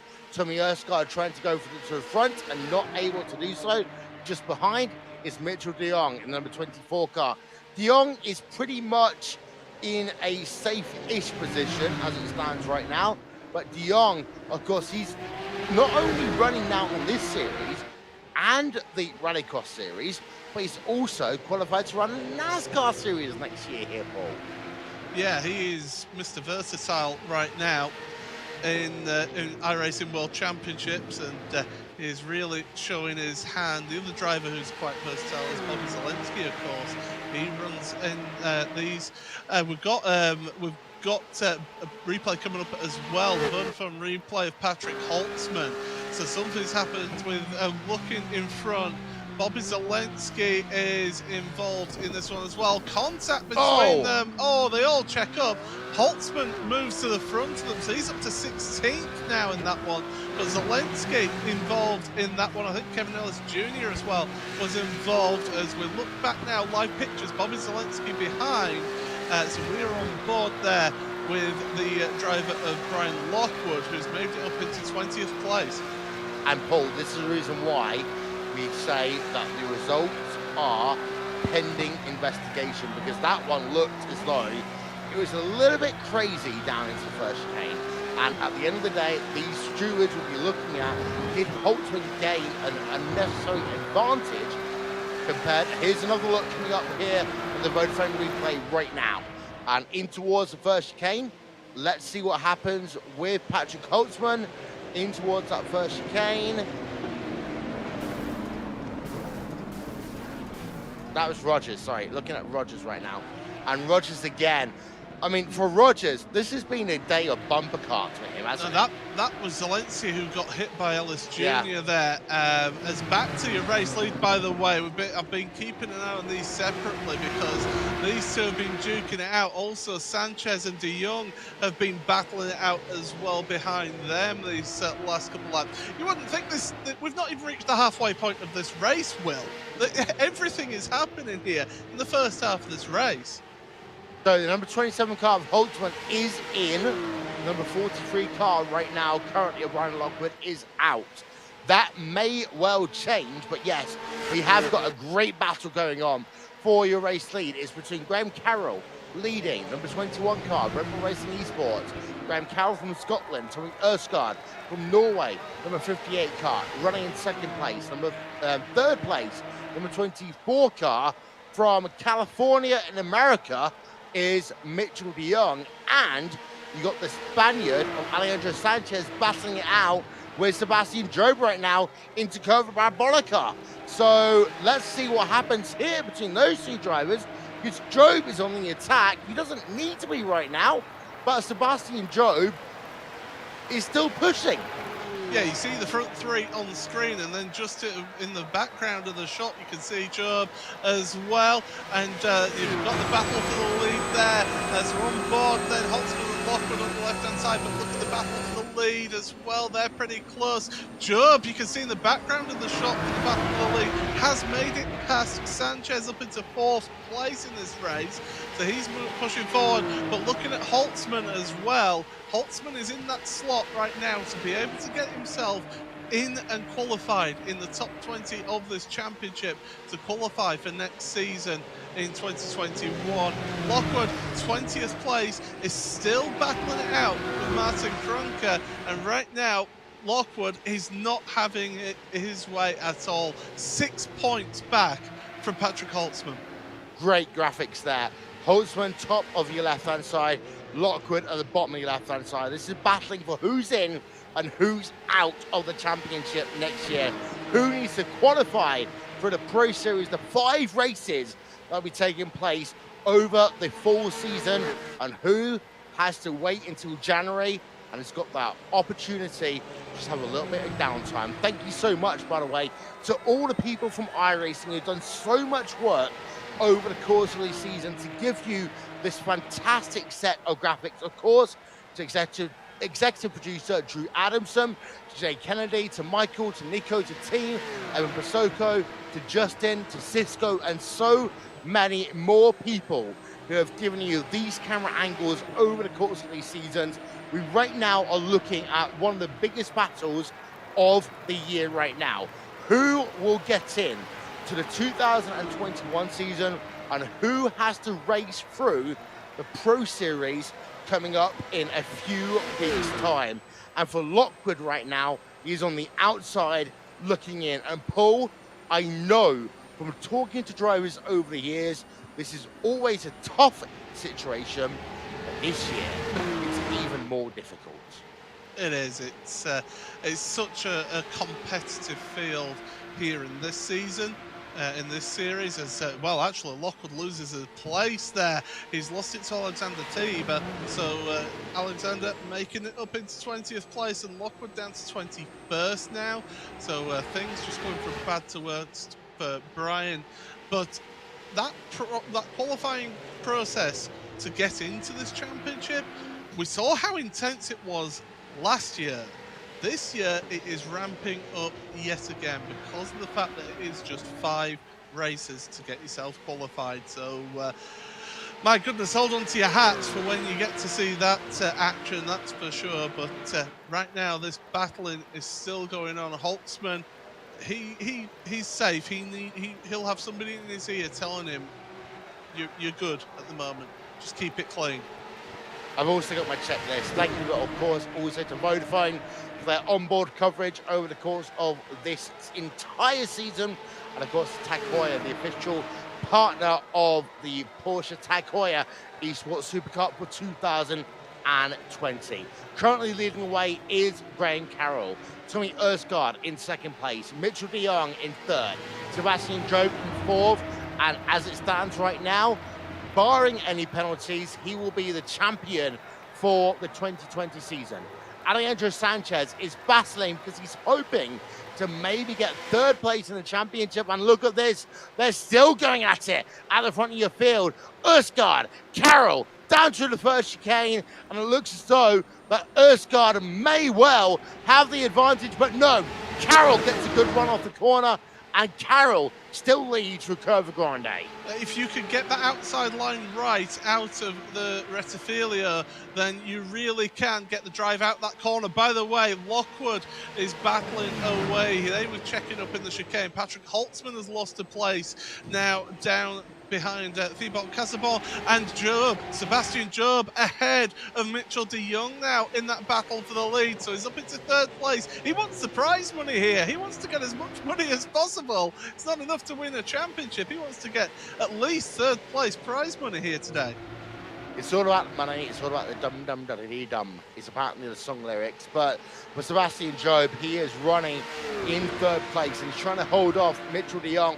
De Jong, as it stands, and I do want to see a look at the standings, De Jong should be safe for 2021. Alejandro Sanchez, of course, running in 5th place right now, just making sure he has the point to keep 3rd place in the championship at the end of the season. And that, for MSI Esports, this is going to be their biggest win in that team's history. It certainly is. They've had a sensational year, and Sanchez, we saw his progression towards the end of last year. Then he carried on that progression into this year, getting his first win, the first Spaniard to win an iRacing World Championship Series race as well. It's a huge sim racing community down there in Spain and the whole Iberia region. Look at your race lead, by the way. Tommy Erskard, Graham Carroll still side by side. And Erskard, he's in the prime position to get on the power earlier. That gives you the drive out of the chicane, and that's going to give Tommy Erskard the race lead. But Graham Carroll is not giving this one up, and here comes Sebastian Job and Mitchell de Jong. So all of a sudden, there's 4 on the right for the race lead. They're battling it out in towards the chicane. Carroll looking to the inside at the Della Rosia. Not going to happen. Your lead battle is now 9 cars. Brian Lockwood, by the way, 20th place. They're all checking up between those drivers there on the left-hand side. At the moment, it's all in vain because Holtzman just needs to finish where he is now and finish ahead of Lockwood to get that 20th place. But it's your battle for your race lead. 9 cars now covered by less than 2 seconds here, Will. Indeed so. And for Sebastian Job, I wonder if he wants to wrap up his season with a victory here.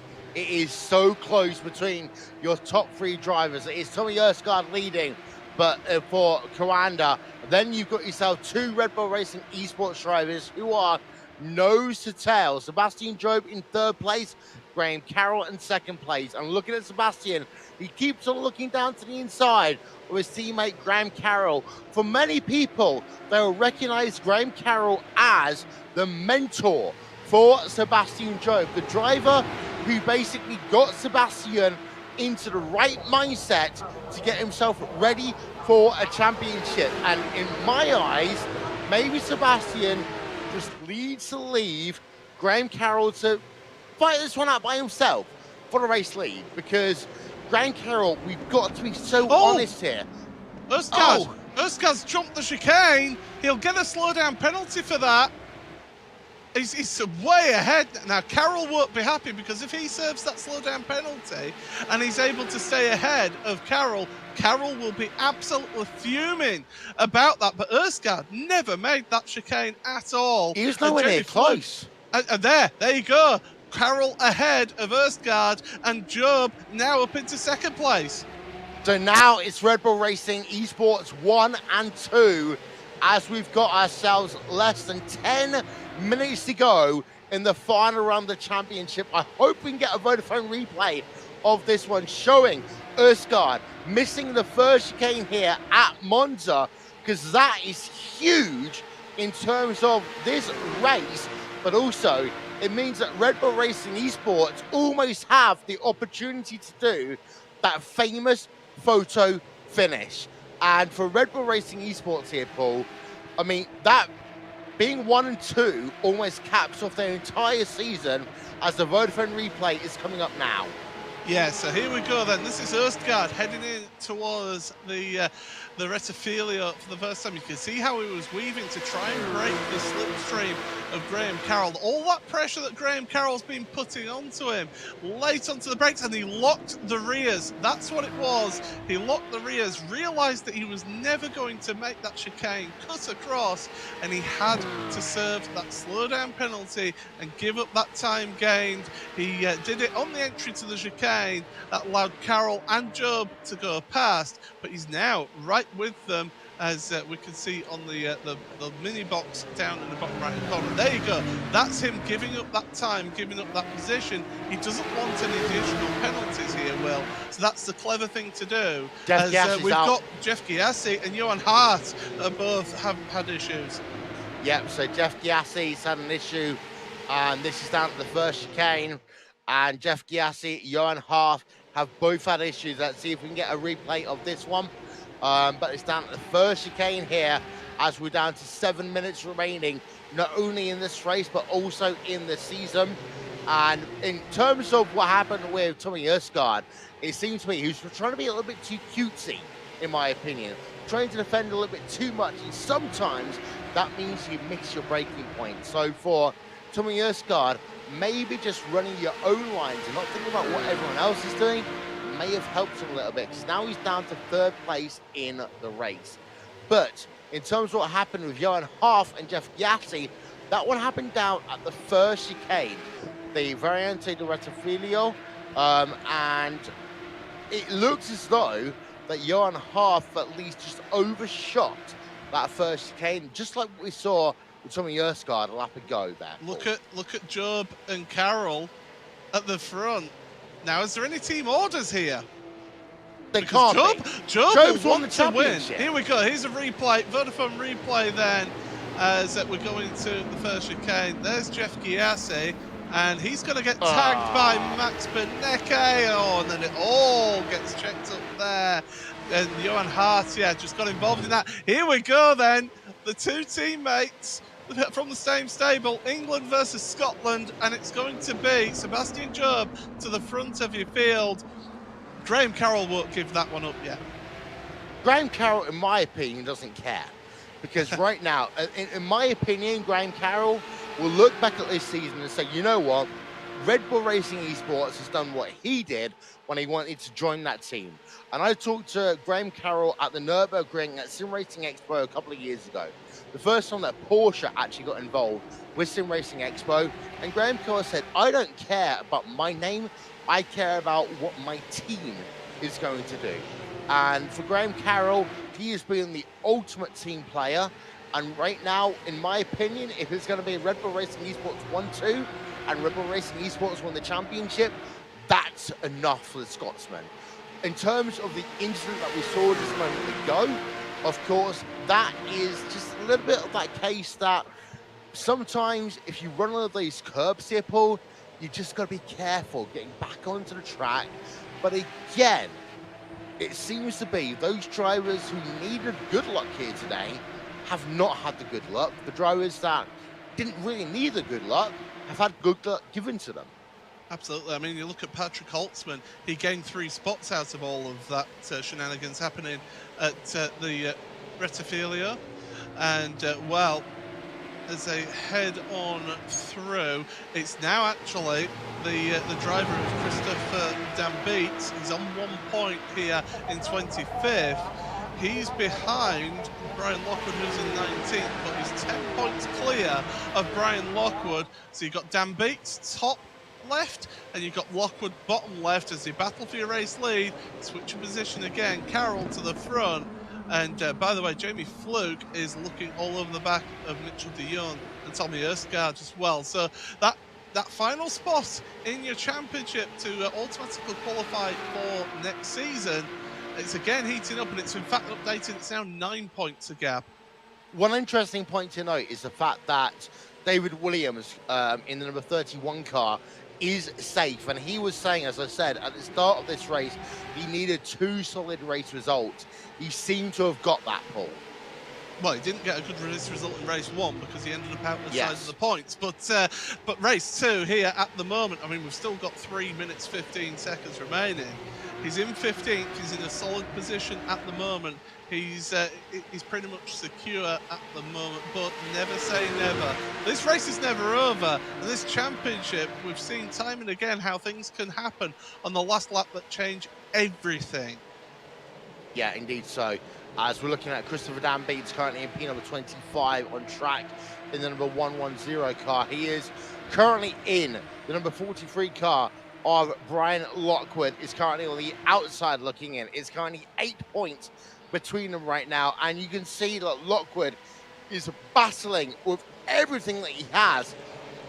If he gets past these 3 drivers, he might have a shot if chaos really happens here, Paul. But for Lockwood, it looks to be a long, hard slog through the winter.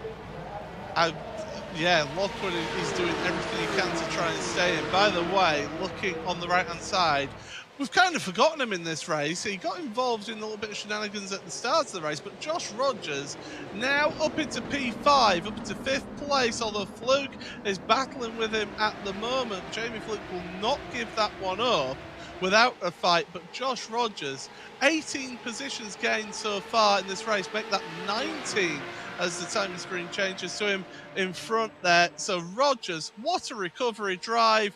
I mean, he's going to be the champion who's going to hand over the crown, but he's shown why he was the champion in 2019 here in being able to fight for the championship this year as well. And don't forget that Josh Rogers has also won the pole position award for this year. So he has won something. He wins a Porsche Tag Heuer connected watch, and that will be his prize for winning the most pole positions of the year. So congratulations to Josh Rogers for winning that. Of course, I know they would have wanted the championship as well, but it shows that Josh hasn't been on the outside of this championship. He has been fighting race weekend in, race weekend out, as we have now got 1.5 laps to go of the season, Paul. Yeah, and the front two, they've got a little bit of a gap between them and Tommy Erstgaard, so the front two are feeling a little bit more secure, but not guaranteed yet. Erstgaard is desperately trying to follow the front two's slipstream there. He's got Mitchell de Jong. Mitchell de Jong will want to finish with a podium position. And Rogers now coming onto the scene. He's thinking, well, I'd like a podium position as well. As the two Red Bull cars splitting. They don't want to give each other a slipstream here, but they also don't want to give others slipstream as well. We have got ourselves 1 lap's worth of racing here in the 2020 Porsche Tag Heuer Esports Supercup. And with that, I'd like to tell you a story about Sebastian Job. Sebastian Job has been a part of iRacing for about 7 years right now. He was one of the first people I commentated on back in the days when he was a part of a small little series run by Club UK and Ireland on iRacing. I've seen him grow over the last few years, coming into the iRacing World Championship Grand Prix Series, seeing him getting his first podium in this series, and then a podium after that. He's a driver that then qualified not only for the Porsche Tag Heuer Esports Supercup in 2019, but has been a part of the top level of sim racing ever since then. No driver from England has ever won a solo championship in terms of iRacing. But in about 35 seconds time, Sebastian Job is going to break that curse. Sebastian Job has driven an incredible season this year, from the first race of the season all the way here to Monza. Yes, he's not won every single race. Yes, he's had a couple of difficult races. And yes, Graham Carroll, as it stands right now, looks as though he is going to claim victory here in this race. But this moment, right now, needs to be served for one driver and one driver only, because for the first time ever in iRacing, a British driver wins a world championship, and Sebastian Job is a world champion of iRacing. Graham Carroll wins the race for Scotland. Sebastian Job for England wins the world championship, pending, of course, the last minute points adjusting, etc. But Graham Carroll wins the race. Sebastian Job is your points leader. Tommy Erstgaard in 3rd place. Mitchell de Jong in 4th. Josh Rogers, a fantastic drive back, comes home to round out your top 5. Alejandro Sanchez, maybe one of the biggest stories of this year, comes home P6, and he should take 3rd place in the championship. Jamie Fluke, what a year he's had for the Apex Racing team, getting himself victory, getting himself up in those positions. Jeremy Booslick in P number 8. Max Benecke, who got Team Redline's first ever 1-2 for almost 3 years, coming home in 9th place. And Matt Backham rounding out your top 10. But you know what, Paul? This moment has to go to Sebi. It's great, and it's been great to see his development as a driver, and to get to the point where he can crown himself a champion pending any final race alteration results. We see the rest of the field up there on screen. 26 drivers finishing on the lead lap, 31 drivers who took to the start of this one, but it has been an absolutely incredible season here for Sebastian Job. But hats off to Graham Carroll as well, getting the double win here today. He has done a fantastic job in able to call himself the top of the top of this race. But there you go. There's the graphic. Sebastian Job, your 2020 unofficial Porsche Tag Heuer Esports Supercup champion for 2020.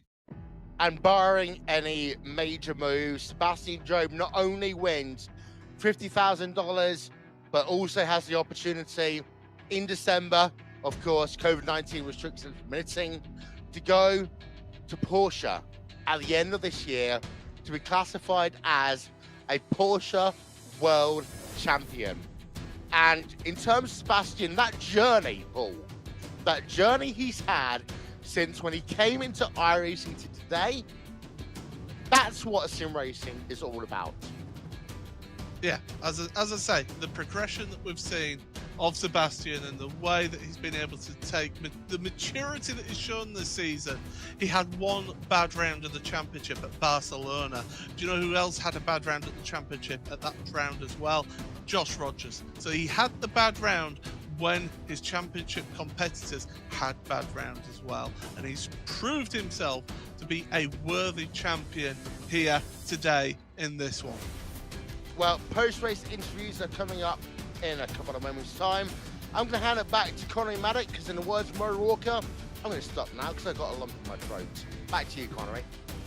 Yeah, absolutely. Thank you for that, Will. Brilliant final lap call from you there. We are just waiting on standby as far as interviews are concerned. Of course, we're getting them ready, we're getting them prepared. We can even show them on video as well. But a fantastic season culminates into a fantastic event for Sebastian Job, Paul. He was always one of those drivers, like Will was saying a couple of years ago in the previous iterations of the World Championship. He was always there, as that sort of young star that can really rise to the top of the order, and he's done so this year.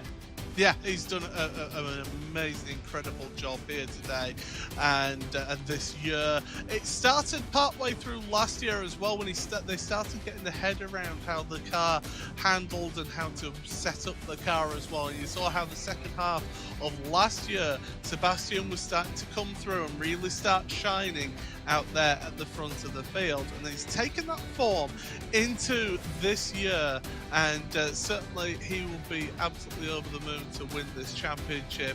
And I know another driver who will be happy as well with that is Graham Carroll, because he'll be happy to take the 2 wins, but more importantly for him, his teammate is a world champion here today, and certainly it is absolutely sensational stuff. And well, here we go. Connery, take it away with Sebastian.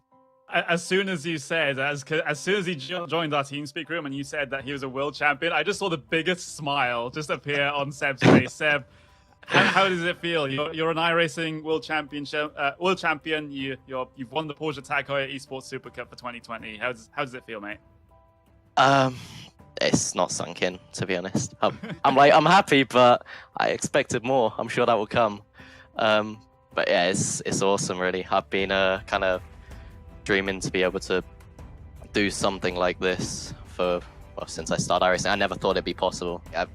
I saw the Hutus and the Cronkays winning, and I thought, oh man, I'd love to race against those guys someday. But I never thought I'd be able to be a champion. I said it to some people earlier, when they were asking what would it be like if I won, and I said there's just no words. I cannot describe it myself. It's beyond words, really. Of course, you basically sealed the deal in the sprint race, and then in that main race, you're trying to follow your way through. You had some good fights with your teammate of Graham Carroll. You actually sat behind him and watched him cross the line as you guys celebrated together, coming to the checkered flag. How's the sort of elation in the Rebel Racing Esports team right now? Are you guys in comms together? Are you just shouting and screaming? So we weren't in a voice chat together, but we were before the race. We were already celebrating because we just had a really good race one. And I thought it'd be awesome if we could get a 1-2 in the second race as well, just to top off the year.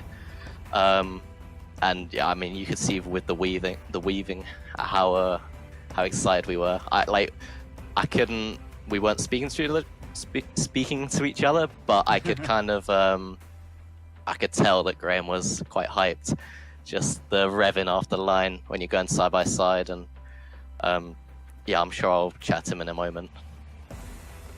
Yeah, of course. And you know, now you've got that in the bag now. Of course, you have a little bit of a break before the 2021 season of the Porsche Heuer Esports Supercup, at which point you'll be defending a title. So that's going to be fun for you. But is there anything sort of in the off season now that you're going to do to prepare for next year? Yeah, it's kind of crazy to think about next year already, but it is coming around quickly.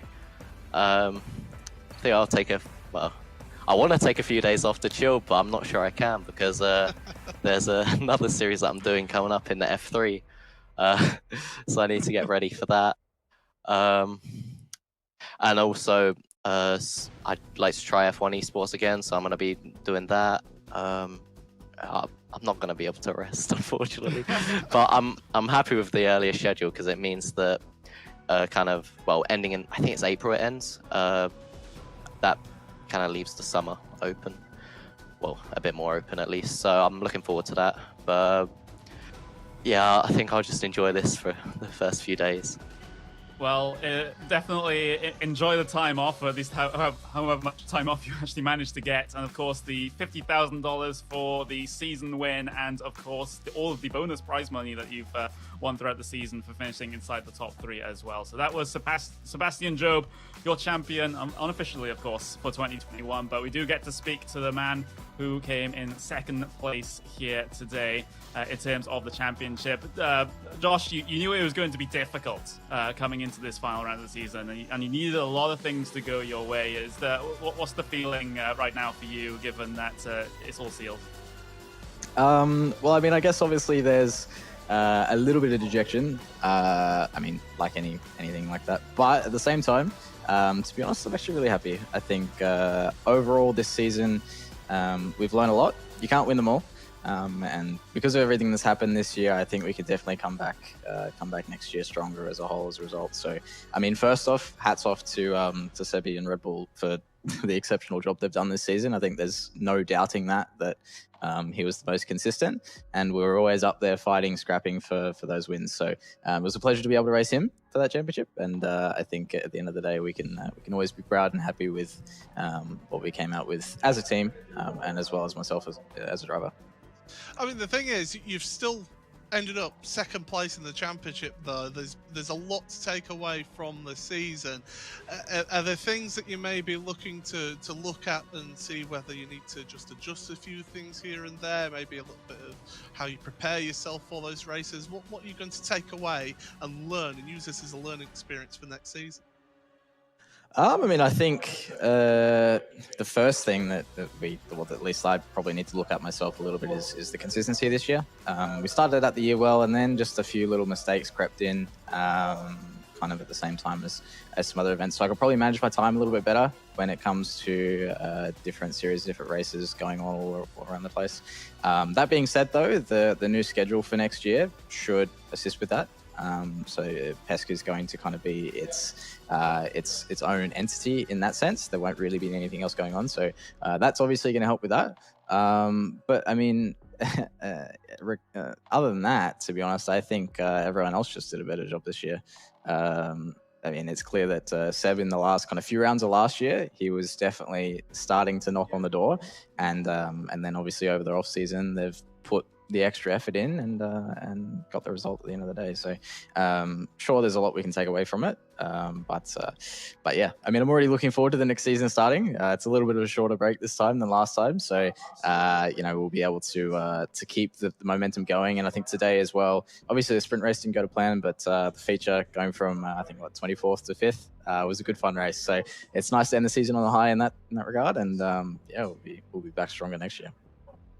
Yeah, absolutely. Of course, before this season started, you had made that big move from Australia to go to Germany to live in a team house, one of the first team houses in sim racing, which has become a popular thing amongst the rest of esports.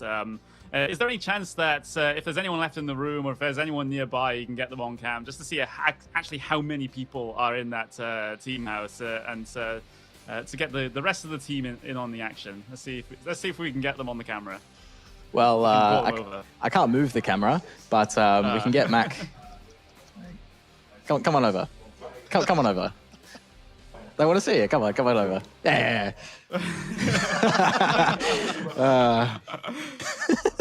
You can get as many people as possible. You can get There he Mac is. over. Hello, there's Here's Mac. Beckham. As he's of course another competitor in the series, and of course it's a whole big family there in the Commander house. And it looks like Mac has just decided just to pay us a visit for a couple of seconds before leaving. So I don't think he'll want to say anything more.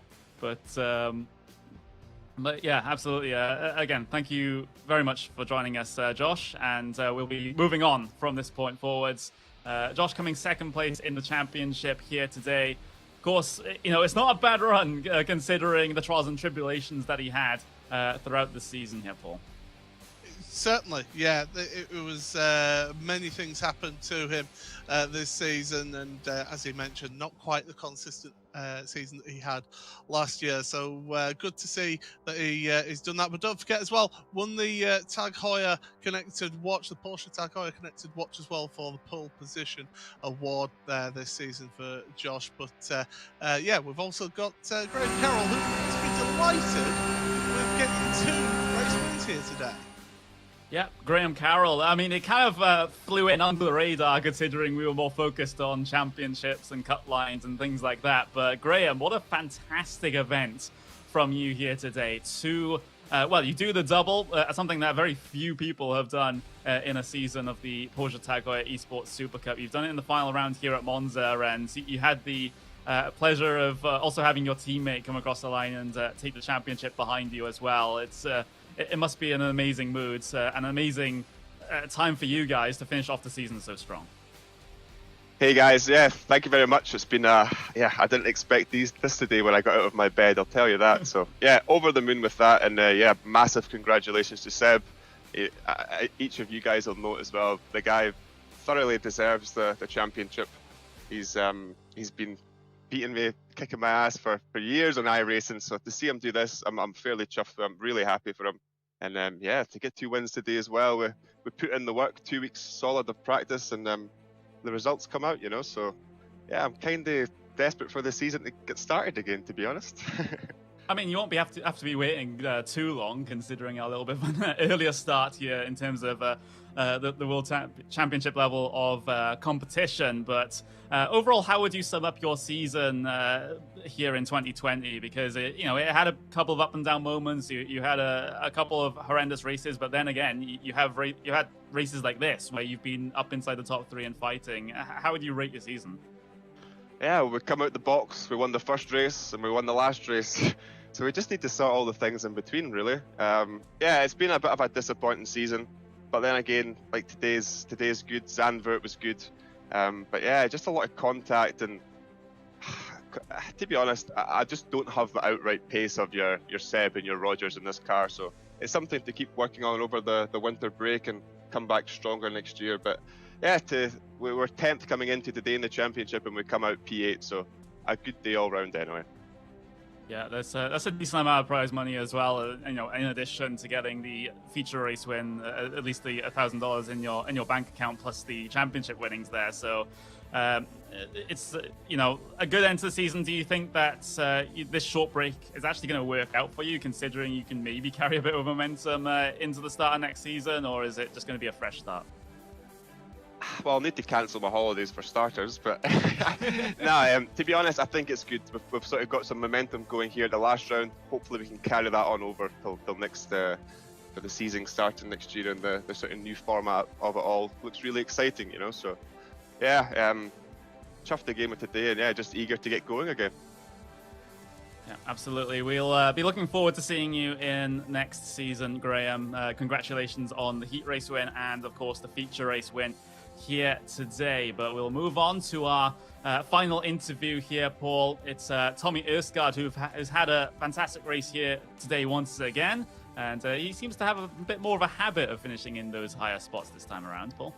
Yeah, absolutely. Tommy, congratulations, P3 in both the sprint race and the feature race there today. You were involved all the way through those races. Just talk us through that, because that was really nail-biting stuff out there. Oh yeah, that was a hectic race with a lot of close battling. So I didn't really have like I was struggling a little bit in practice the last couple of days, but then I really turned it up in qualifying today with 2 personal best laps ever on this track. So that was really, really nice. And then in the races, I just pushed as hard as I could, and I really, really, really wanted to win, but it just wasn't to be today. So still quite happy with third, but I really felt like I gave it my all for the win today, just not quite close enough. Well, of course, you finished this championship then 7th place overall. That was your 3rd podium of the season as well, your first feature race podium of the season. Not quite getting the race win, as you say, but overall you must be happy to be in and around that top 10 once again, and are you looking forward to maybe progressing forward up the grid for next season? Yeah, I feel like I could have gotten more out of this season, so it is a little bit disappointing to be PE7. Like, coming into the season, I had a goal of being in the top 5 in the championship, but obviously the competition is really strong, so a lot of things has to go my way. And I feel like I've been up there this season fighting with the best, but I'm just lacking just a little bit of pace compared to, like the likes of Josh and Sebastian. So I need to work hard and make sure that I am even quicker and stronger coming next time around. Well, Tommy, the great way to finish off the season, though. 2 third places, and it's a positive outcome for the rest of the season. Congratulations, and all the best for next season. Thanks a lot. I also want to thank our partners, Virtual Racing School and Scheffler, and everyone in Heuer Sim Sport for the season. Thank you very much. There you go, Tommy Erstgaard. And we're going to bring in, with Connery, Alejandro Sanchez. Yeah, absolutely. I've got Alejandro with me now. And, as far as this season is concerned, this must be a bit of a breakout season for you, Alejandro. It was an awesome run for you, especially in the middle part of the season where you were really, starting to maybe seek a championship hunt. At the end of things, but unfortunately it didn't go your way, but still you've got to be happy with the 3rd place in the championship considering. Yeah, I'm pretty happy with P3 in the championship, not so much with how the last 3 rounds I think it is went. I had some bad luck, I made some mistakes as well, but yeah, I'll take a P3 definitely. Yeah, and just when you were, of course, earlier on in the season, when you were, winning races, you got 2. You had a handful of main race event wins. You've got sprint race wins to your name as well. During those races, we were talking about how we've been waiting for a Spanish sim racer to really rise to the very top when it comes to iRacing World Championship level of competition. And you're one of the first ones. Is there a certain pressure on your shoulders, sort of carrying a whole country's hopes on your back with all the support, and how the Spanish fans can be quite passionate about their support, or are you just more focused on what you can do on track rather than trying to represent your country? There's no pressure at all added from that, but yeah, it makes me really proud to be able to represent Spain in such a high-level competition, such as PESC, and definitely very happy to be able to compete with the guys at the highest level, for sure.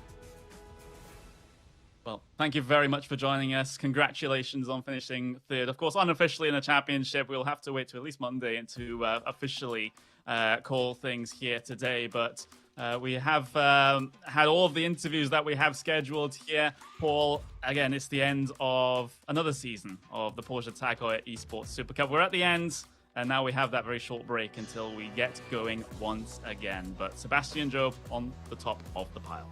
Yeah, I mean, what can be said that hasn't already said?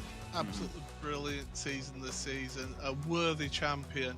It's very rare that you get an unworthy champion, but there you go. Sebastian is a worthy champion out there today because he put in a sensational effort out there, and Josh Rogers pushed him all the way. And yeah, we saw the breakthrough of Alejandro Sanchez being involved in that as well. Well, there we go. Our job here is done. I'll toss it over to Will to close out the show.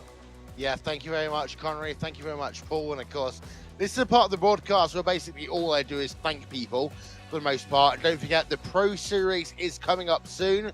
It's a new method of doing the Pro Series. Rather than having 10 races, we go down to the same super format that you saw in terms of the Porsche Esports Sprint Challenge. So it's going to be a case of drivers running in 5 races, and 20 spots are on the line for the 2021 Porsche Tag Heuer Esports Supercup, which doesn't begin in the spring, it begins in January. That's the important thing. So don't think that we're going away for a period of time. Nope. We're back on your airwaves or whatever it is, your internet device, in a couple of months' time. At this point, I want to say a very big thank you to a number of people. First of all, to the 2 Sebastians, Sebastian Schmaltz and also to Sebastian Hornig, also to Marco Yahasi, Nicole Trisagolu, and Nicholas, who's all been a part of our broadcast and helping to make sure things have worked great over the last couple of weeks, from a couple of months even, from Porsche. Of course, from iRacing, starting off with Drew, who's done fantastic work over the course of the season, and to his entire team, Evan Pasoko, Cisco Scaramuza, Jay Kennedy, Kevin Bobbitt, of course, who's looking after all of us from above, to Michael, to Nico, to team, to Justin, who's been a part of the broadcast, and everyone else. I want to give a big thank you also to Martin Haven, of course, who is our lead commentator for 8 of the races this series. I've forgotten Alex Horn, of course, he does all the fantastic work behind the scenes in terms of B-roll, in terms of cameras, etc. And also, of course, to all of you who's been watching the broadcast over the course of this year, because these series are absolutely great. We have crowned ourselves the first ever British champion in iRacing history, but if it wasn't for you fans watching, no one would know. In 2021, the Porsche Tag Heuer Esports Supercup will be back. It'll be bigger and greater than ever, and we hope that you'll be a part of that. So with that all said and done, thank you to everyone who's been a part of our broadcast over the last couple of months. Thank you, of course, to our Racebook guys, to Connery, to Paul, to Tyler, to Arjuna, to Hugo, everyone else that's helped with that. We'll see you next time. Thank you for watching the 2020 Porsche Tag Heuer Esports Supercup, and we'll see you in January for round series number 3. Good night from Monza.